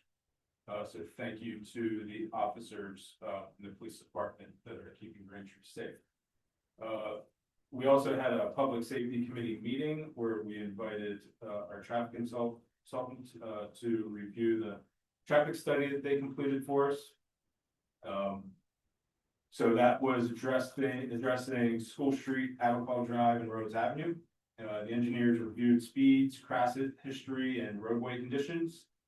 On School Street, the 85th percentile speed is about 33 miles per hour in a 25-mile-per-hour zone, with most drivers speeding. On Rhodes Avenue, the recommended posting is 25 miles per hour. I believe it's 15 miles per hour. That's not enforceable, so the traffic consultant recommended making it 25 miles per hour. And a large share of drivers exceed that as well. So even if we did raise 25 miles per hour, there's a large number of vehicles exceeding 25 miles per hour. Avocado Drive is generally within acceptable speed ranges, and no further action is recommended there. However, for school and roads, the study recommends starting with temporary speed radar display signs with speed humps as a possible next step if residents support them. There are no significant crash trends on any of those streets. Our next step is to survey and speak directly with the students at School Street, the residents on School Street and Rhodes Avenue, to gather their feedback on those traffic calming measures. We just don't want to go and put speed humps in, and then we hear from the residents saying, hey, we don't think that's a good idea because trucks are going to come with them. Although I did learn that we do have signs on School Street that prohibit truck drivers. Yeah, there's one posted down on the town and one. Yeah, except for local delivery, so something that we need to look into. So we're gonna, we are going to, Worcester gave us a template survey that we can send to those residents. Meet with them in person just to get their feedback on those speed humps and other traffic areas. And then the deer management issue, again, I talked about the ordinance and the state law supersedes that. I did refer to the planning commission. They will be reviewing potential options, including an ordinance prohibiting the deliberate feeding of wildlife, as well as regulated hunting as part of a broader deer management strategy. And what I mean by that is, again, you can hunt on your private property as long as you're following state law. The game warden suggested that we also consider managed hunting on public property, such as the nature center. Not suggesting that we're going to go do that. Not suggesting that you go into the nature center tomorrow and start shooting deer. But it's something that we need to consider as part of that overall broader deer management strategy where if we would control, licensed hunters going into the nature center and taking deer. So that is the end of my report, and to follow with the best practice of interviewing candidates for appointments, we're going to wait on the appointment to the first board. Thank you very much. Can I ask one? Yeah. Who would be responsible for the removal of the deer that shot on part of the? Yeah, so if you shoot, if you're on your property and you shoot a deer on your property and it runs onto a neighboring property, you have to get permission from your neighbor before entering the property to take the deer, right? If you do without permission, you could be trespassed. If you shoot a deer, it goes on a neighboring property and the neighbor says you're not allowed on my property, game warden suggests that you contact the game commission, game warden, and that'll deal with this. Is there anything, first off, I want to be very clear that you still need to have a hunting license to be able to do this. Well, of course. Just let's be very clear. And two, is there anything that would, if you need permission to go on your neighbor's lawn to retrieve the deer that you shot with your bow and arrow, do you need permission or should you be giving notice to your surrounding neighbors that you intend to shoot deer on your property? The game warden did mention that. He did mention that in order to maintain that 50 yards from structure, if that 50 yards will extend past your property line onto an adjacent property, that you would have to get permission from your neighbor to shoot the deer on his or her property. Is that a radio 50 yards? It's a straight line. So like, if my back deck is all woods, and haven't decided to just get a bow and arrow and shoot a deer. And a hunting license. He can sit on the back porch, wait till they stream by and just have at you. Yes. But I don't, like everyone, I live on a corner house. No time to deer my way. And all the deer, all the woods in my neighborhood are city woods, they're not borough woods. So if I would want to shoot deer and I procured a bow and arrow and got my license, and I'm shooting from my yard isn't even, like the 50 feet it's gonna go straight into my neighbor's yard. So what would the recommendation be there? Should not shoot the deer. Yeah. Just being very clear. Yeah. How is that fair that some residents get to shoot deer in their backyard and others watch them? If you get permission from your neighbors, Okay, you can shoot. So if my backyard is 30 yards, that's right. and my neighbor's yard is 30 yards, and I go to my neighbor and say, I'd like to shoot a deer on your property, that Yes. gives me 50 yards 50 from yards. a structure. Thank you for clarifying Yes. that.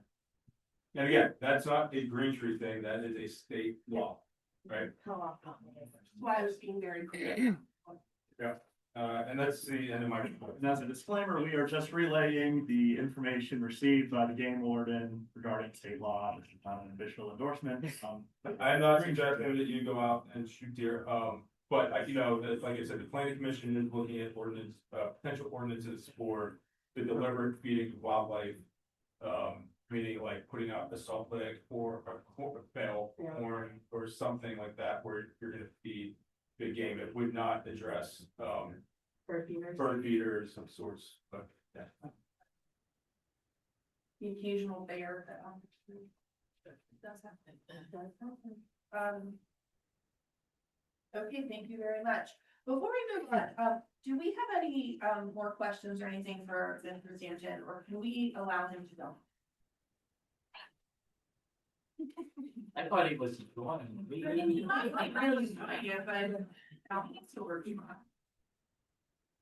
All right, thank you very much. Thank you, Mr. Chairman.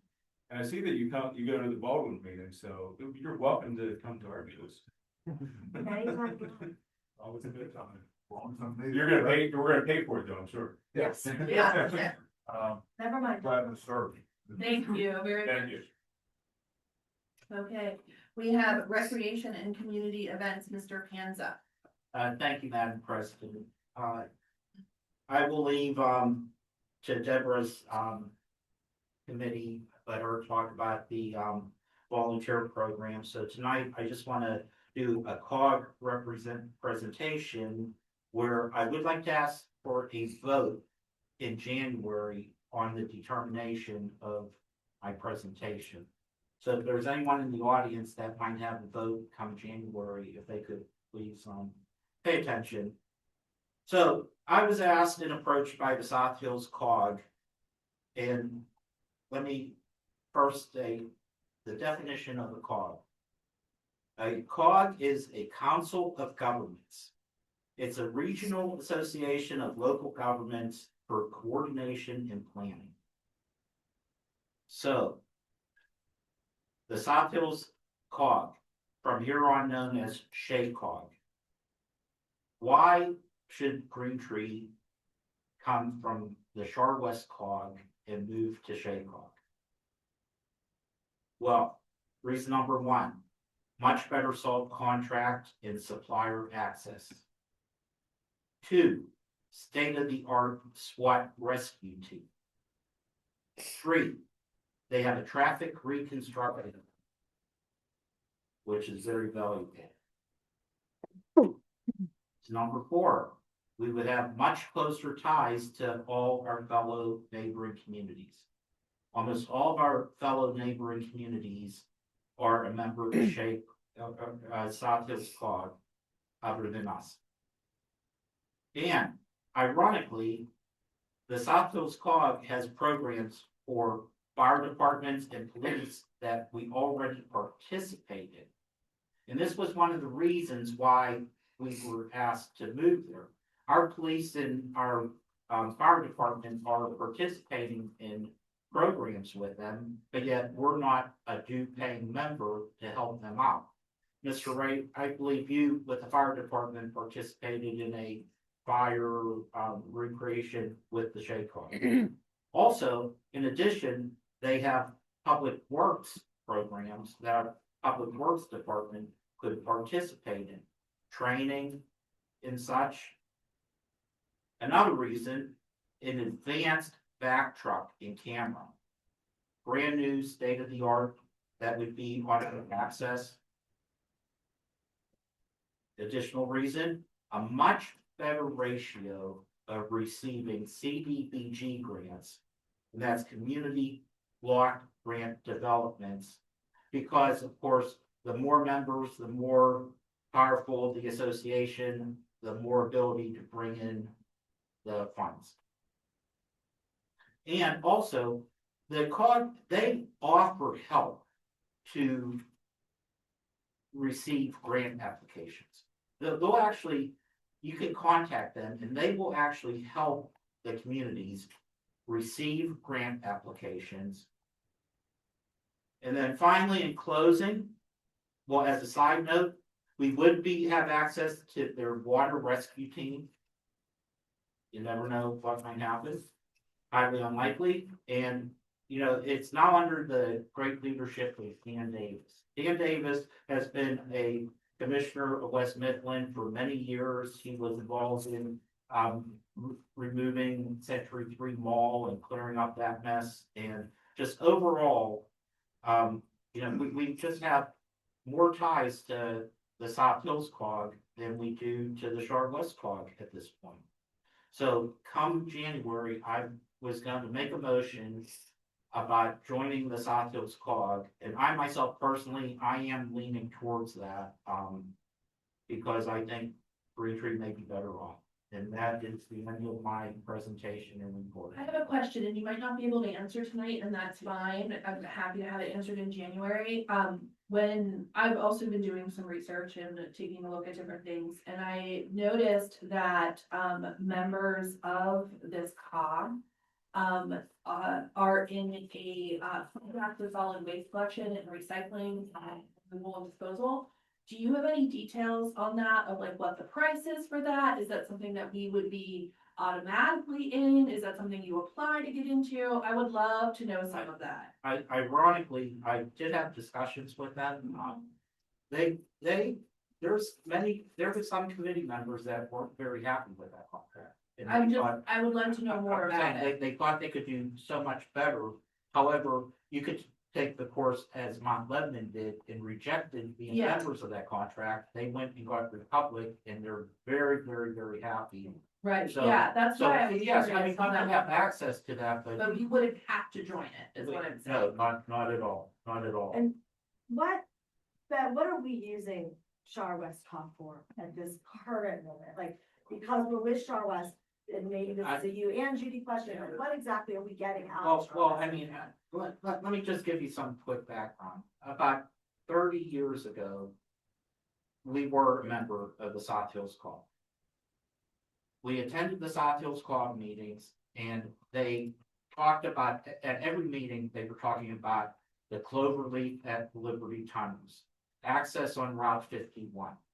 It was all about, I guess, the through South Hills.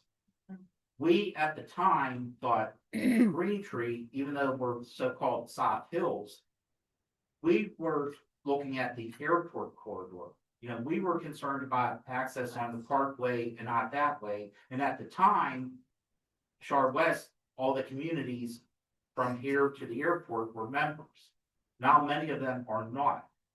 But I guess the real downfall was when they cut the grants out, you know, the costs were made to, you know, issue grants and process grants. And once that happened, we really haven't participated much with them. And I mean, we don't even use their VAT system. We use an independent VAT system. And Yeah, and they are, a lot of the communities are not our most nearby neighbors, like absolutely. Scott's probably the closest. Scott is part of the, Shaycog, So not is there part of maybe it. a craft in that? The Crafton, I believe, is, Is Char West? Char West. Yeah. yeah, but one just Maybe left. South. Yeah, did they just leave? I feel like they just might. Either Ingram or Crafton just left. Coriopolis left because of their water rescue.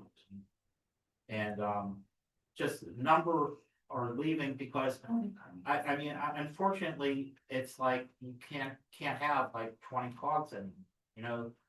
One's benefiting, you know, Shaycog's grown stronger, Char West is falling apart, and The more voices you have, the more power you have. and I guess eventually maybe it's just like the economy, you know, we can only sustain so many cogs. Yeah, and it's always gonna shift and change, right? As like needs of communities change and where they go. Because the South Hills Cog actually like goes pretty far deep into areas that I would not consider neighboring communities or The nearby. chair of the cog is from Westman. Yeah, Okay. right, and it's Braddock and Yeah. it goes down to Peters, it's Which- like all over. Totally understand that, but But our immediate ones are nearby. But remember, what initiated this was we are using them with our fire and police, but yet we're not members. Yeah. So that would, how would you like, that would be like, you know, people like another community using our swimming pool, but we don't, you know, we'll be like, you can use it for free, but we're charging everyone else to use it for swimming. pool. Judy, is there anything That's that we all. currently use with Char West Cog that would have to be, They mostly do the CDBG. so that would, it just be changed? They call it salt, Shaycog. I thought we at least use Char West for, so we use Shaycog for salt, oh my Yeah. gosh, that, I mean, what A more lot do of I our have stuff to is already say? there. It's not, it's just, No, my biggest question was around the recycling and their waste programs, like if by a new member, we're automatically put into that, like all of that, so, not at all, but thank you. thank you. That's the end of my report for this. I appreciate that, thank you very much. Okay, community engagement and community, and communication, Ms. Denton. Thank you. We are, as has been mentioned a couple of times, having our volunteer recruitment event next Monday, December 8th. That will be in the Sycamore Room here in the Municipal Building from 7 to 8:30 p.m. We have, I think, 10 or 11 of our groups and boards who have RSVP'd to have people here. And we're hoping to get as many community members here to learn about these different organizations and sign up for different ways to get involved. with their community and really see what they're all about. So again, that information can be posted on our website, and all of our other modes of communication. So as we are here in the middle of the holiday season, thinking about giving, we hope that you'll come see us next week and consider ways to give back to Green Tree and do Green Tree great. That's all I have to say. Thank you very much. And then finance and borough administration. So for my chair report, I'm filling in for Mr. Totori's position.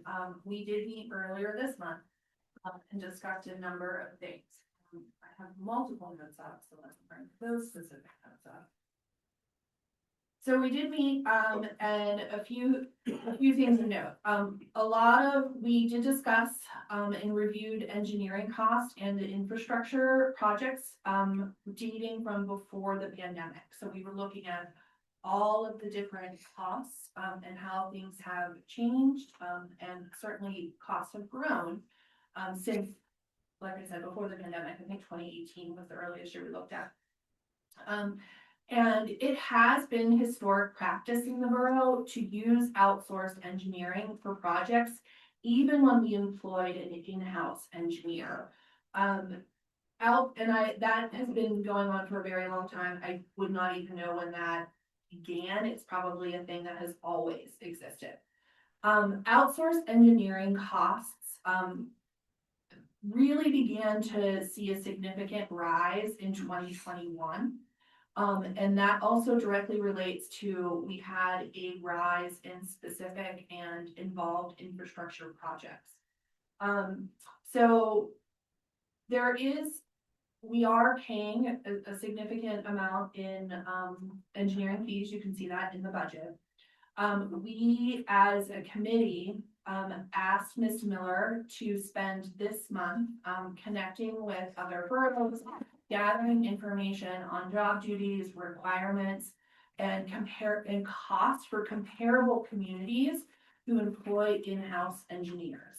I say comparable communities because it's also very easy to say, let's take a look at all our nearby communities. Well, a lot of our nearby communities are vastly different than this community. Versus in terms of how many people they employ, how many people live in that community. We are definitely on that smaller side. So we certainly want to take a look at those communities, but we also want to take a look at what's being done around the county for people who are more our size. And then put together a proposed hiring packet and a plan of what it would look like if we were to begin the journey to find an in-house engineer.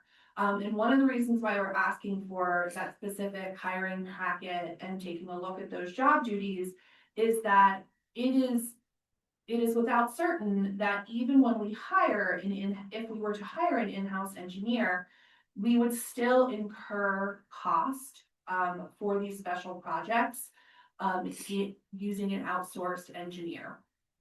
One of the benefits of having the outsourced engineer is that there are multiple people who can come and observe projects as they are being done. And if you take a look at our 5-year scope, we have a lot of infrastructure projects that need done. So we want to get a good sense, this committee wanted to get a good sense of what we could still expect to have to use outsourced engineering firms for. It's a given, we're gonna have to do it. So we wanna figure out how much having an in-house engineer and still using outsourced engineering would cost us as a whole.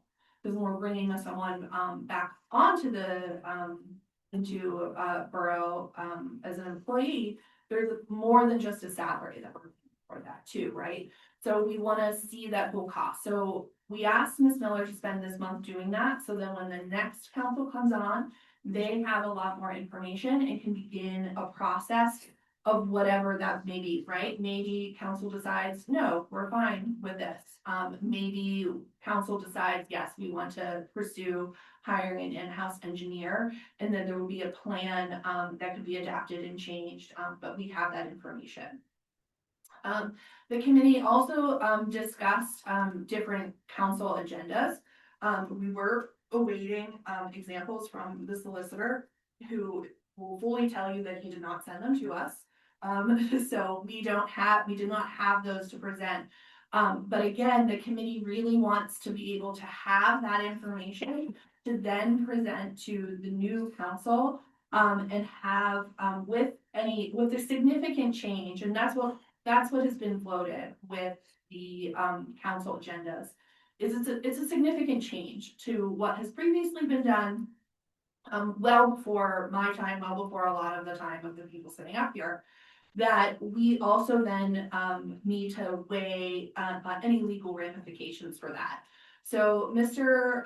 Leland is going to have that prepared, and that we will see various different types of agendas, and can have the future council weigh in on which one is preferred, because it also changes some of the, proposed changes and the things that we've been discussing actually require council to, do things a little differently than previously has been done.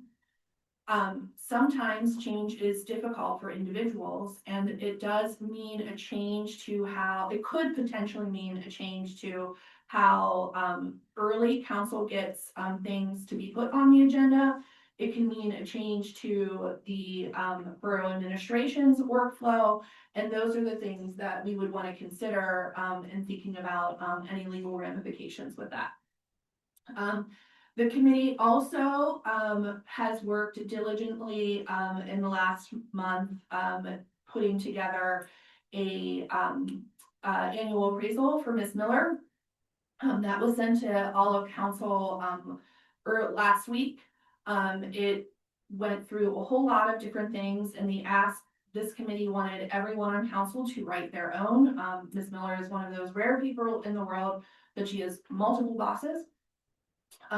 So everyone was asked to prepare their own, using the same form and the same format, and that they were to be, given and signed off by our individual selves and Ms. Miller, and then would, go into her, file. And, in best practices, when you're delivering an annual appraisal, it's always very nice to be able to have a follow-up conversation.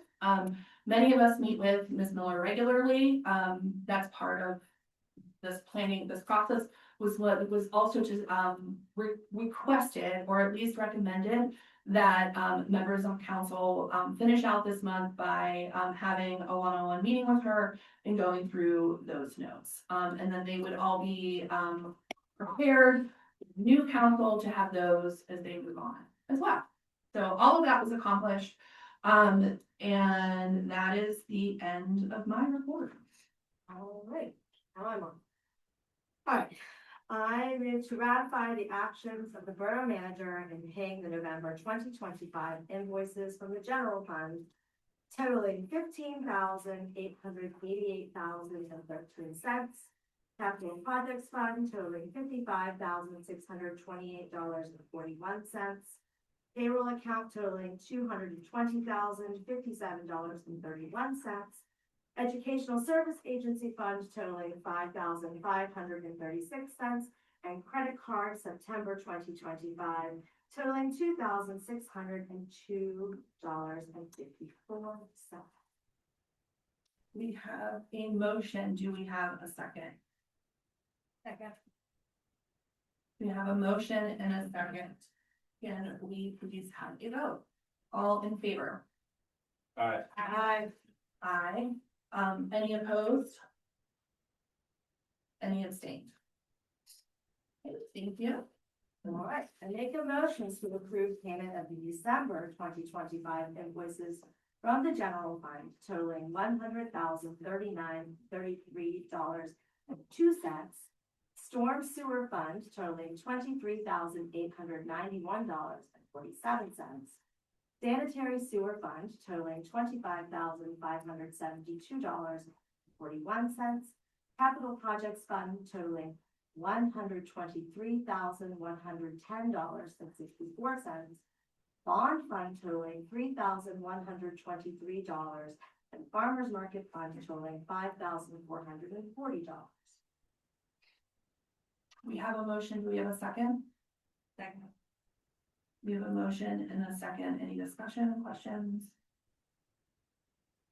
Okay, all in favor? Aye. Aye. Aye. Any nays? Any abstains? Thank you. All right, ordinance 1,911, adopting the 2026 budget. I move that we pass ordinance 1,911, adopting the 2026 budget pursuant to section 501 of the Home Rule Charter of the Borough of Green Tree. We have a motion. Do we have a second? Second. We have a motion and a second. Any discussion, questions? Yes, previously indicated, there's no tax increase in this budget.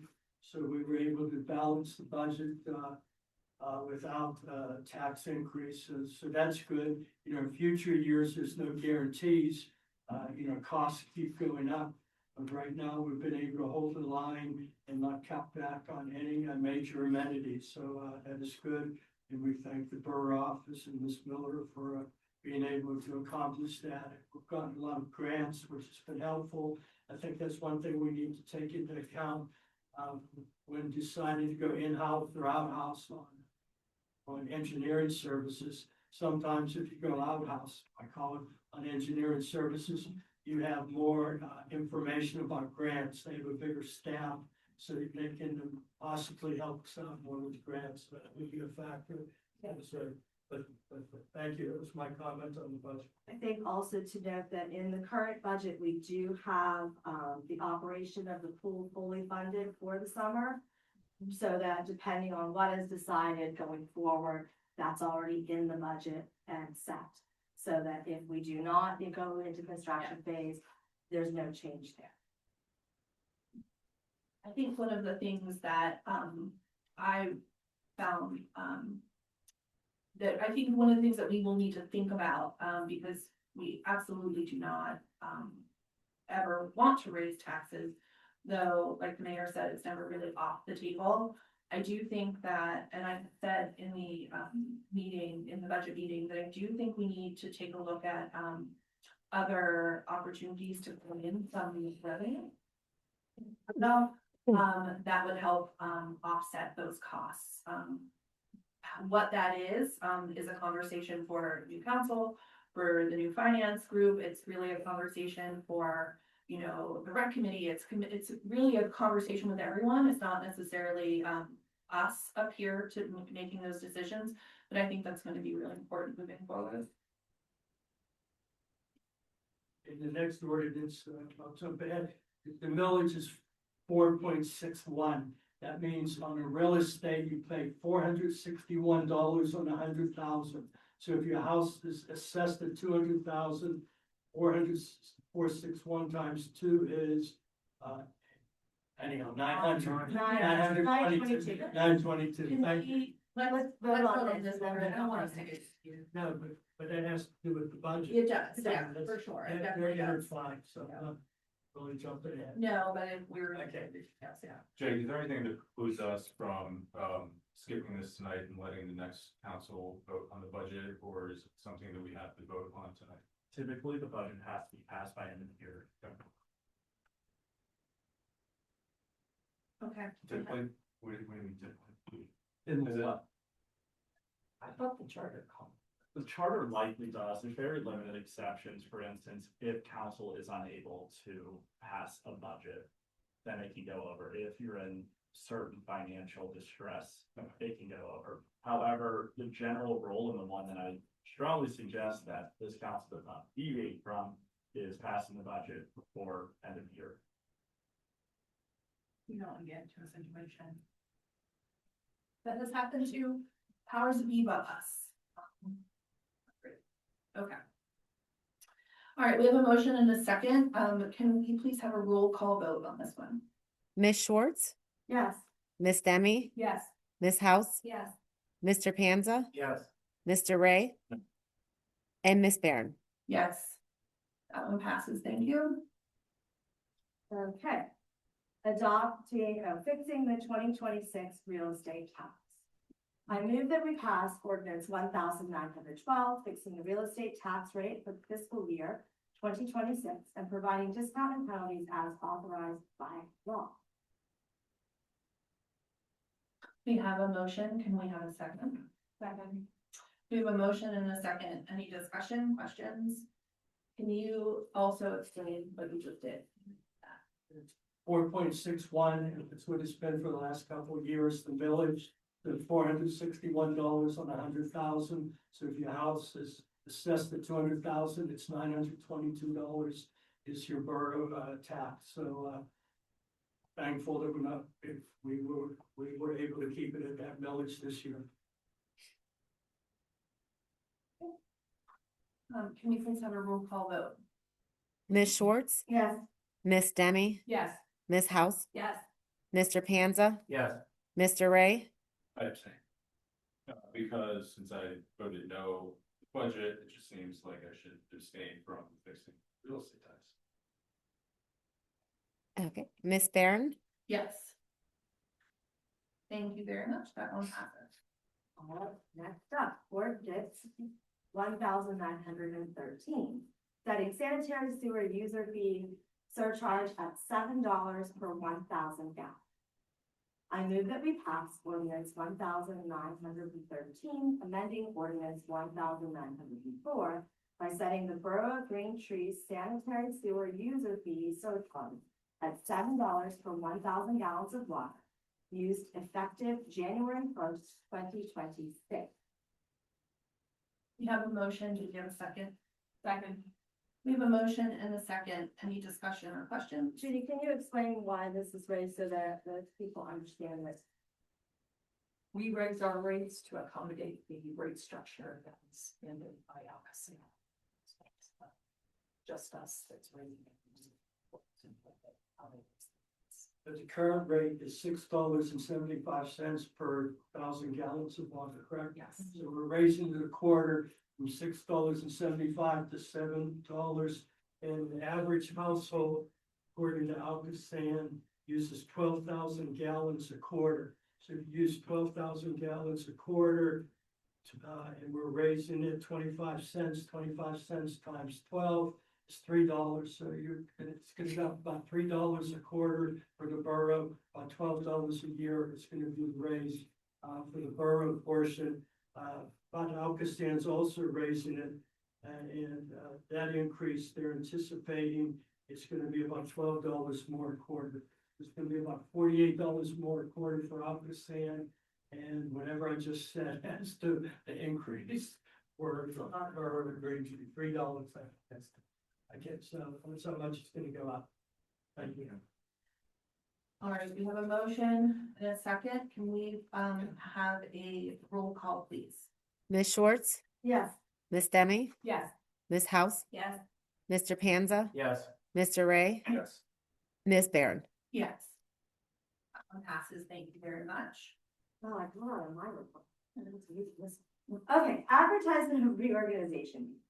I move that we authorize the advertisement of the reorganization meeting of council, which will be held on Monday, January 5th, 2026 at 7:30 at Green Tree Center, 10 West Vanilla Avenue, Green Tree, Pennsylvania, with the regular business meeting to begin immediately thereafter. We have a motion. Do we have a second? Second. Mr. Leland, would you please explain why this one is on our agenda? So this one's a little bit of a tricky one. The way the charter is currently drafted, it sets forth that the reorganization is set to occur at 8 p.m. following the borough's regular business meeting. It's my understanding that in the past, the outgoing council would convene one last time on the first Monday of every year following the election, conduct borough business, primarily voting on last month's minute meetings and bills paid, etc. Then following the conclusion of that, the reorganization meeting would occur. I can tell you that Green Tree Borough is the only municipality I am aware of that follows that order. It's typically reversed everywhere else I've ever worked with, where the reorganization meeting occurs, and in the event that a borough or township meets the first Monday of the month, as Green Tree does, council would immediately move into the regular business meeting following that. I can tell you that under the borough code provides that, the term of a new elected official commences the first Monday following election year. The Green Tree Home Rule Charter takes it a step further and says the term begins at 8 p.m. There are certain areas of a home rule municipality that cannot be amended, one of which pertains to matters concerning the conduct of elections. I think it's a reasonable interpretation to say that the commencement of a new term falls under the purview of the conduct of elections.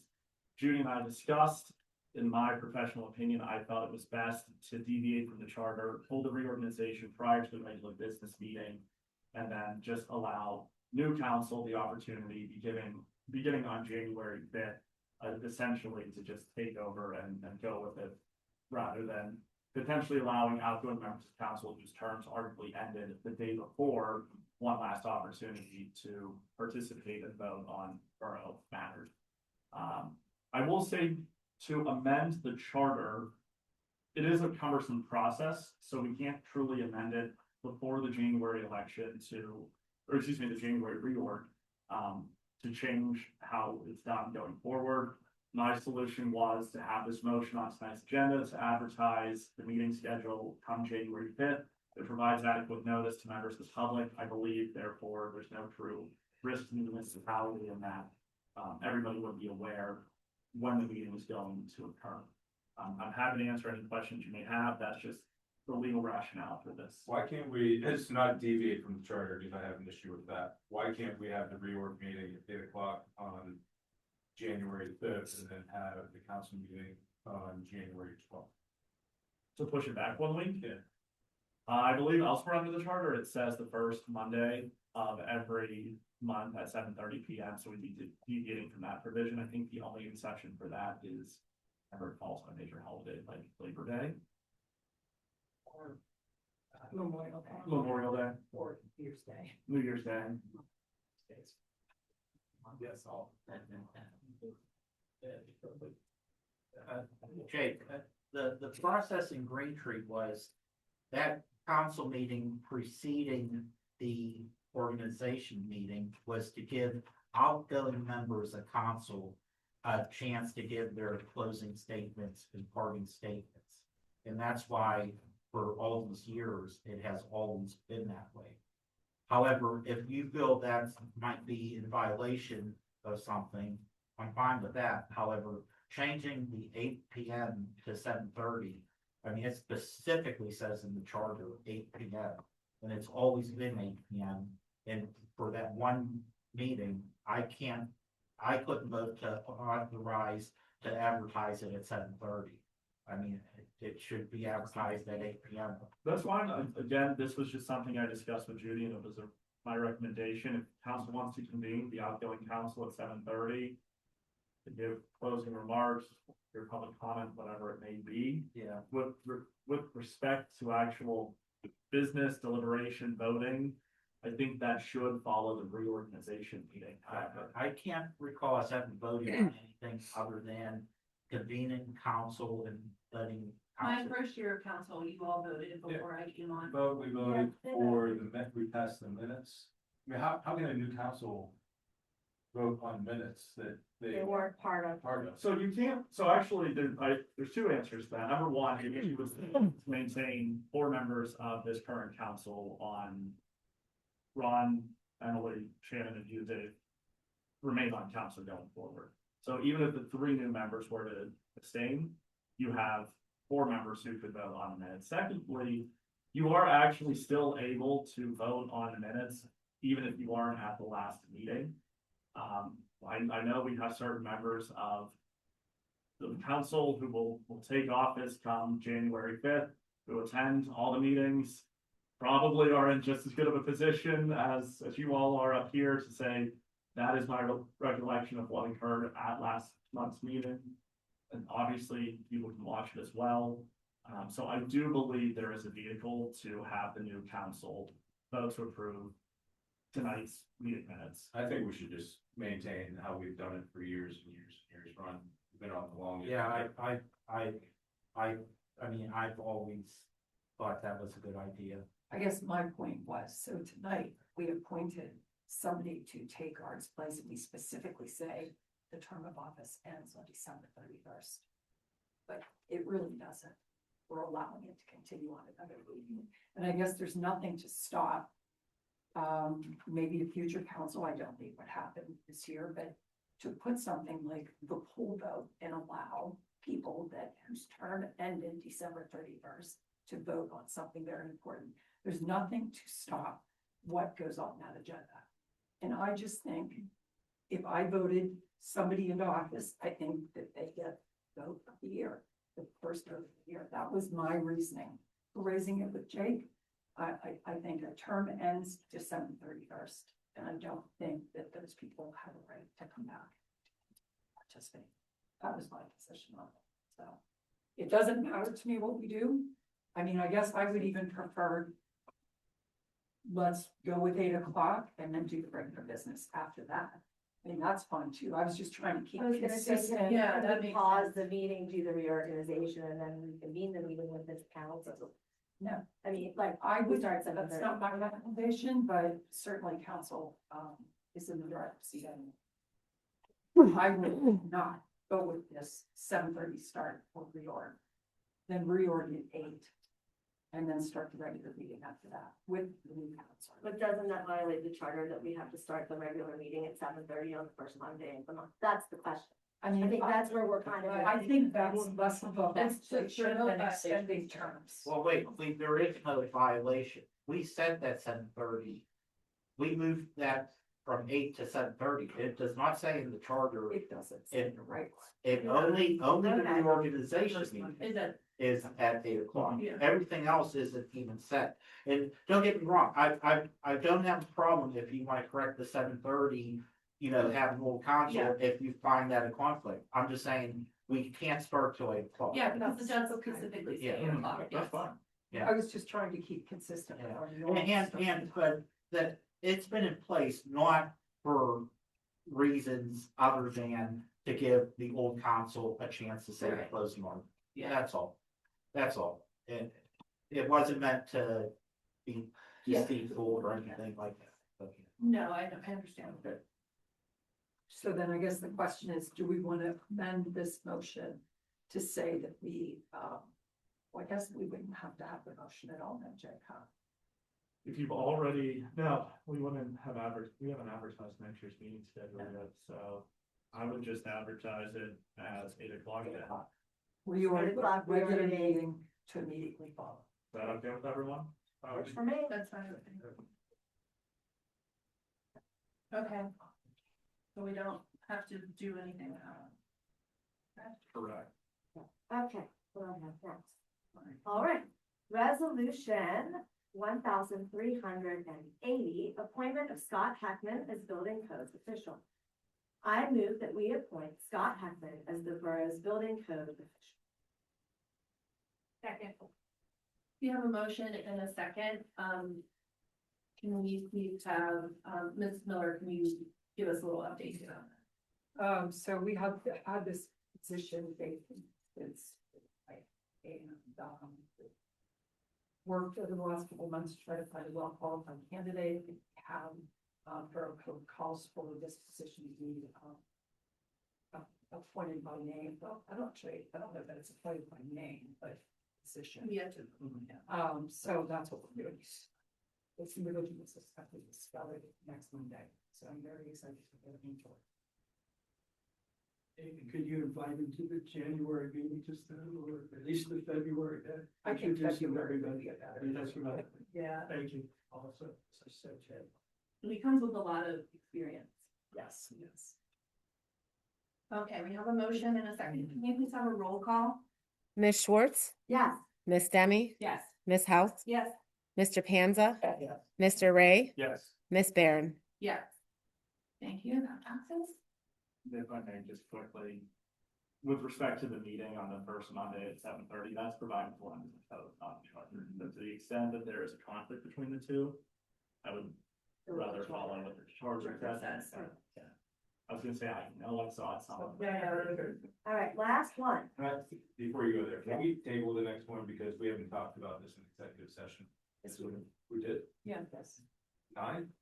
this one, yes. We're talking about this. Oh, I thought we just voted on that. This is. Yes. That's his salary now. It's his salary.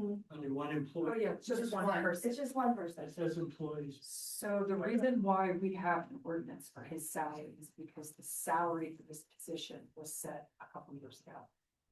It says employees, so when I saw this, I thought. I know. She thought it was. Yeah, No, that's right. All right. One person. Ordinance 1914, setting wages and benefits for full-time borough employees. Motion, I move that we pass ordinance 1914, setting wages and benefits for the full-time borough. Shouldn't we say? Can be amended for to the say building code? employee. Is this not for the building code official? For one person. Yeah, it's for one person. For the building code official.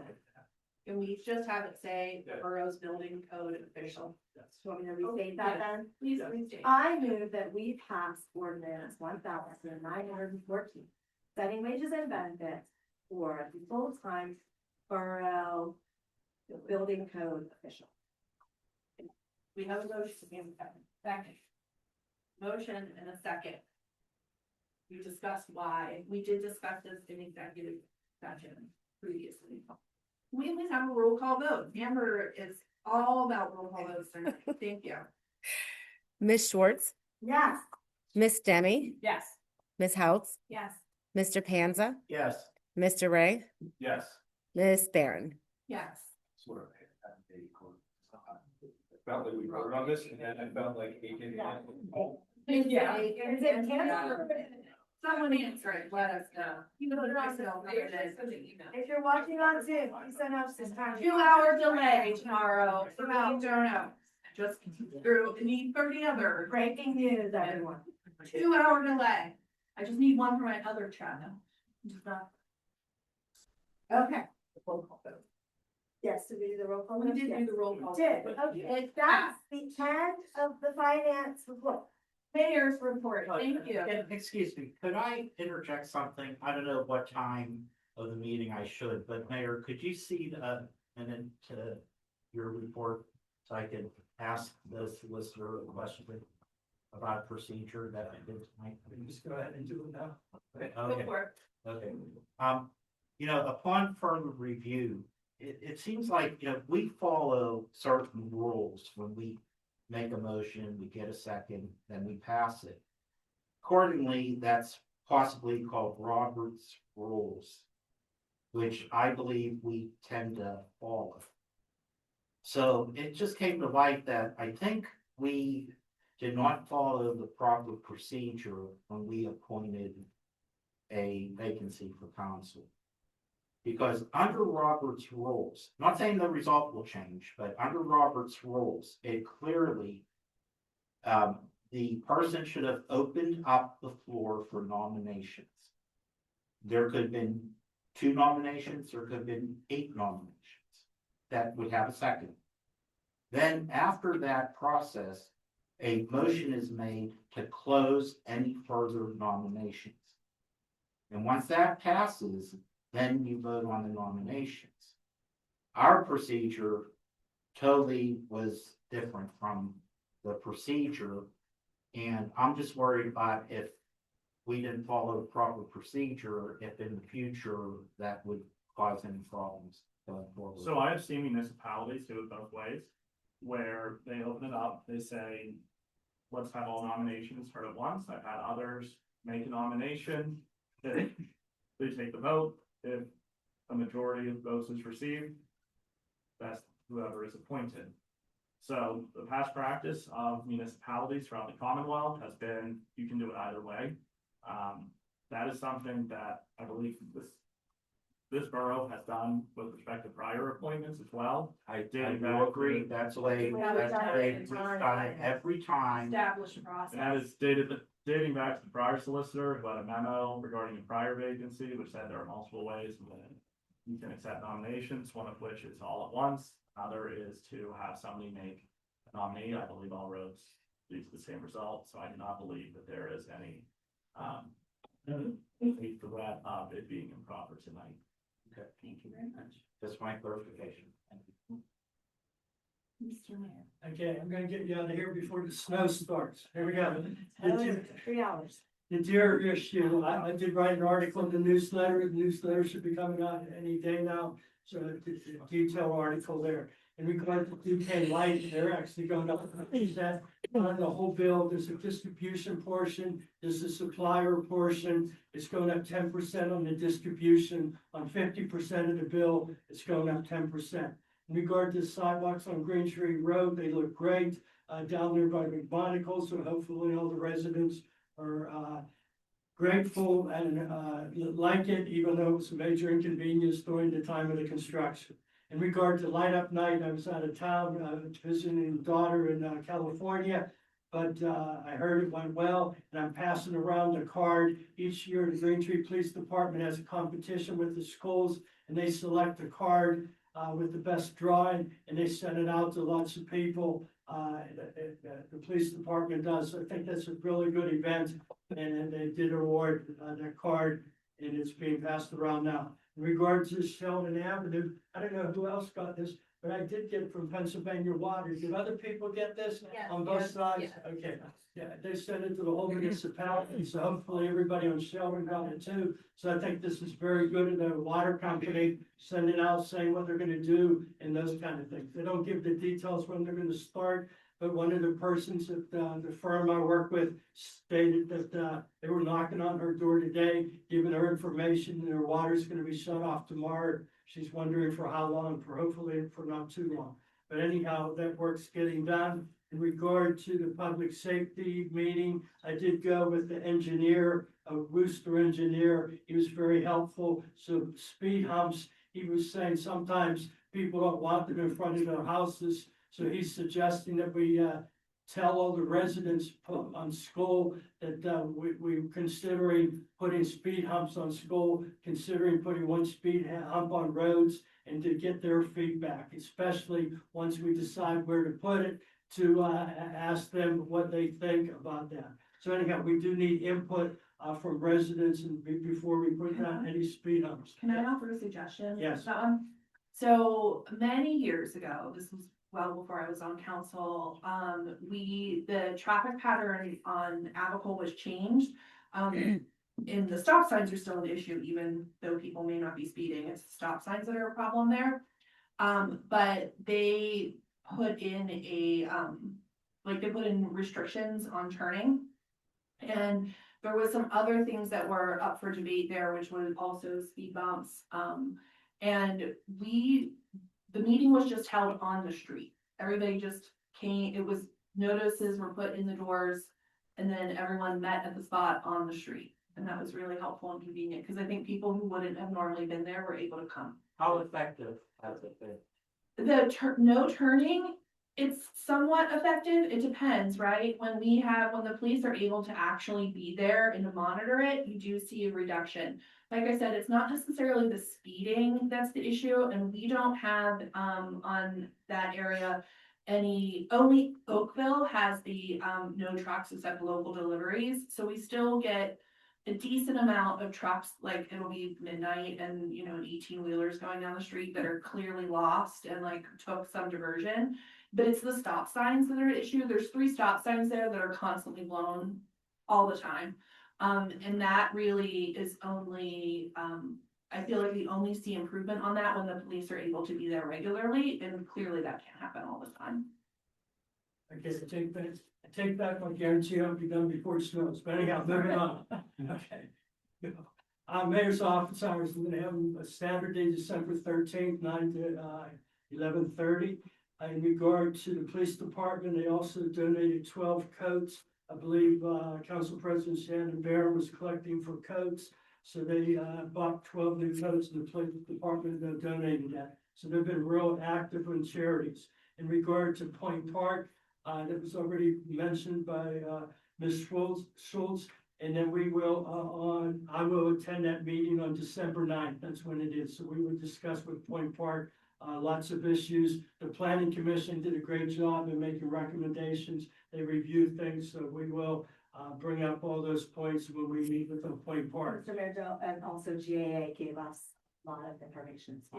Okay, that's correct. In regard to zoning hearing board, the Borough Council, we can take positions before the zoning hearing board. So I think we need a procedure starting next year. Whenever the zoning hearing boards have a request for a variance, I think we need to look at each one and decide whether we need to send somebody, what our position is going to be. Maybe we don't want to send anyone, but there has to be a recommendation. What is council, because we have the right to object, we have the right to give our opinions. So I think we need that procedure. So hopefully that procedure gets implemented in the very near future. In regard to public works, I'm sure they're going to do a great job with the snow. They were out there, and my wife said, picking up leaves tonight. So I guess they used the same truck, and they're trying to get all the leaves out on Monday night after dark, even though they're supposed to come to Wednesday, so that they can do their plowing and so that they can use their trucks accordingly. I believe that is the end of my report. Thank you. Thank you. For my president's report, the one thing I wanted to make note of is that the Green Tree Library Board currently has a vacancy and is accepting applications. That is because a lot of board member, but also someone who does many, many other different hats in this community, Cheryl, is stepping away from the library board at end of her term at the end of this year. So she has already been praised many times over by the library board for her contributions. And she will have big shoes to fill, but they are currently accepting applications. And what was that? Oh, and the library board will be there on Monday. So if you have questions or it's something that you're interested in, there will be representatives from the board there on the 8th. I just want to wish everyone a very happy and safe holiday season. I mean it when I say it. This is a community that is best when we are kind to each other. And this holiday season is not great for everyone. And it is important to keep that in mind every day when you're out shopping at our stores, when you're out at dinner, at restaurants, when you're talking to people on the street, that not everyone sees things the same way you do. Not everyone is going through the same things that you are going through, and that we all carry different things. And to make the season continue to be best, to be bright along the way, is to keep that in mind and do kind things for everyone well beyond the holiday season. So thank you. Yeah, one more thing. I got confused on that meeting. I'm not sure if this is Debbie's and Jim Holt's last meeting or not. It is. Okay. We're coming in. I'm a little confused. There was a lot of changes. They'll be here in January. Okay, but anyhow, I was gonna thank them, even though I didn't always agree with them. I was gonna thank them for stepping forward and serving on council. Thank you, ladies. I wanted to state publicly that the president, Ms. Barron, your document to evaluate an employee was very outstanding. And I mean, it's making the process so much easier. I'm sure most of the council will agree, and I just wanted to commend you on that document. Thank you. So, yeah. And just comment that document I never saw, anyhow, unless I missed it. You don't oversee the borough manager, but you're welcome to read those reports when they're done. And they'll be given to the incoming council as well. I would love to see I do observe what happens in the borough. Sure, but Mr. Mayor, I would love to see the chief of police's appraisal. I don't think that we have seen a chief of, or the Lieutenant Rannigan's acting chief appraisal in years. So I would love to see that too. That is definitely within your purview. It is. Yeah. You don't think that, And that's what we have said about Miss Miller. And I was on the safety committee the last time that was given to a chief. That was over 2 years ago. And no matter who the mayor is, I think the mayor should have input of the borough manager. Oh, that's good. Common sense. Remember, be I'm always kind. I am stating facts. So there we go. Well, I brought that up to just, it's something nice. I think, and I appreciate it, I did not do it alone, it really came with people, you know, that was the committee that designed it and worked on it together. But yes, some of us do come with many years of experience of, doing evaluations for professionals, so thank you. Managers report. Just very quickly, I wanted to thank Jen Maffey, the Recreation Board volunteers for a great light up night. What makes light up night obviously amazing is all the work that the Public Works team does to light up Green Tree. So, you know, just a shout out to all of them and that, you know, being out in the cold and rain and stringing those lights all over the trees, it's really quite amazing. Just also wanted to thank the community, those of you that participated in the food drive. This year's Green Tree Rotary Food Drive was supported also by the police department. And I know I participated, I know we have a member of our audience that participated in collecting some of the food, and everybody was really generous. And when you know how expensive everything is nowadays, it was really impressive. It's impressive to see all the food that's dropped off at the police department. It's impressive to see all the food that people put out on their front steps for those in need. So thank you very much to Green Tree for being so generous to people in need. And just lastly, the holiday house decorating contest is ongoing. So if you haven't got those lights up, you still have time because they don't start judging until December the 5th. That's it. When does Santa come through the borough, do we know? The 21st, yeah. The lines are up. Are they ahead? Yeah. 12 to 4 p.m. I would like to make a motion, we adjourn this meeting. This meeting will adjourn at 10:09 p.m. Thank you. Happy holidays.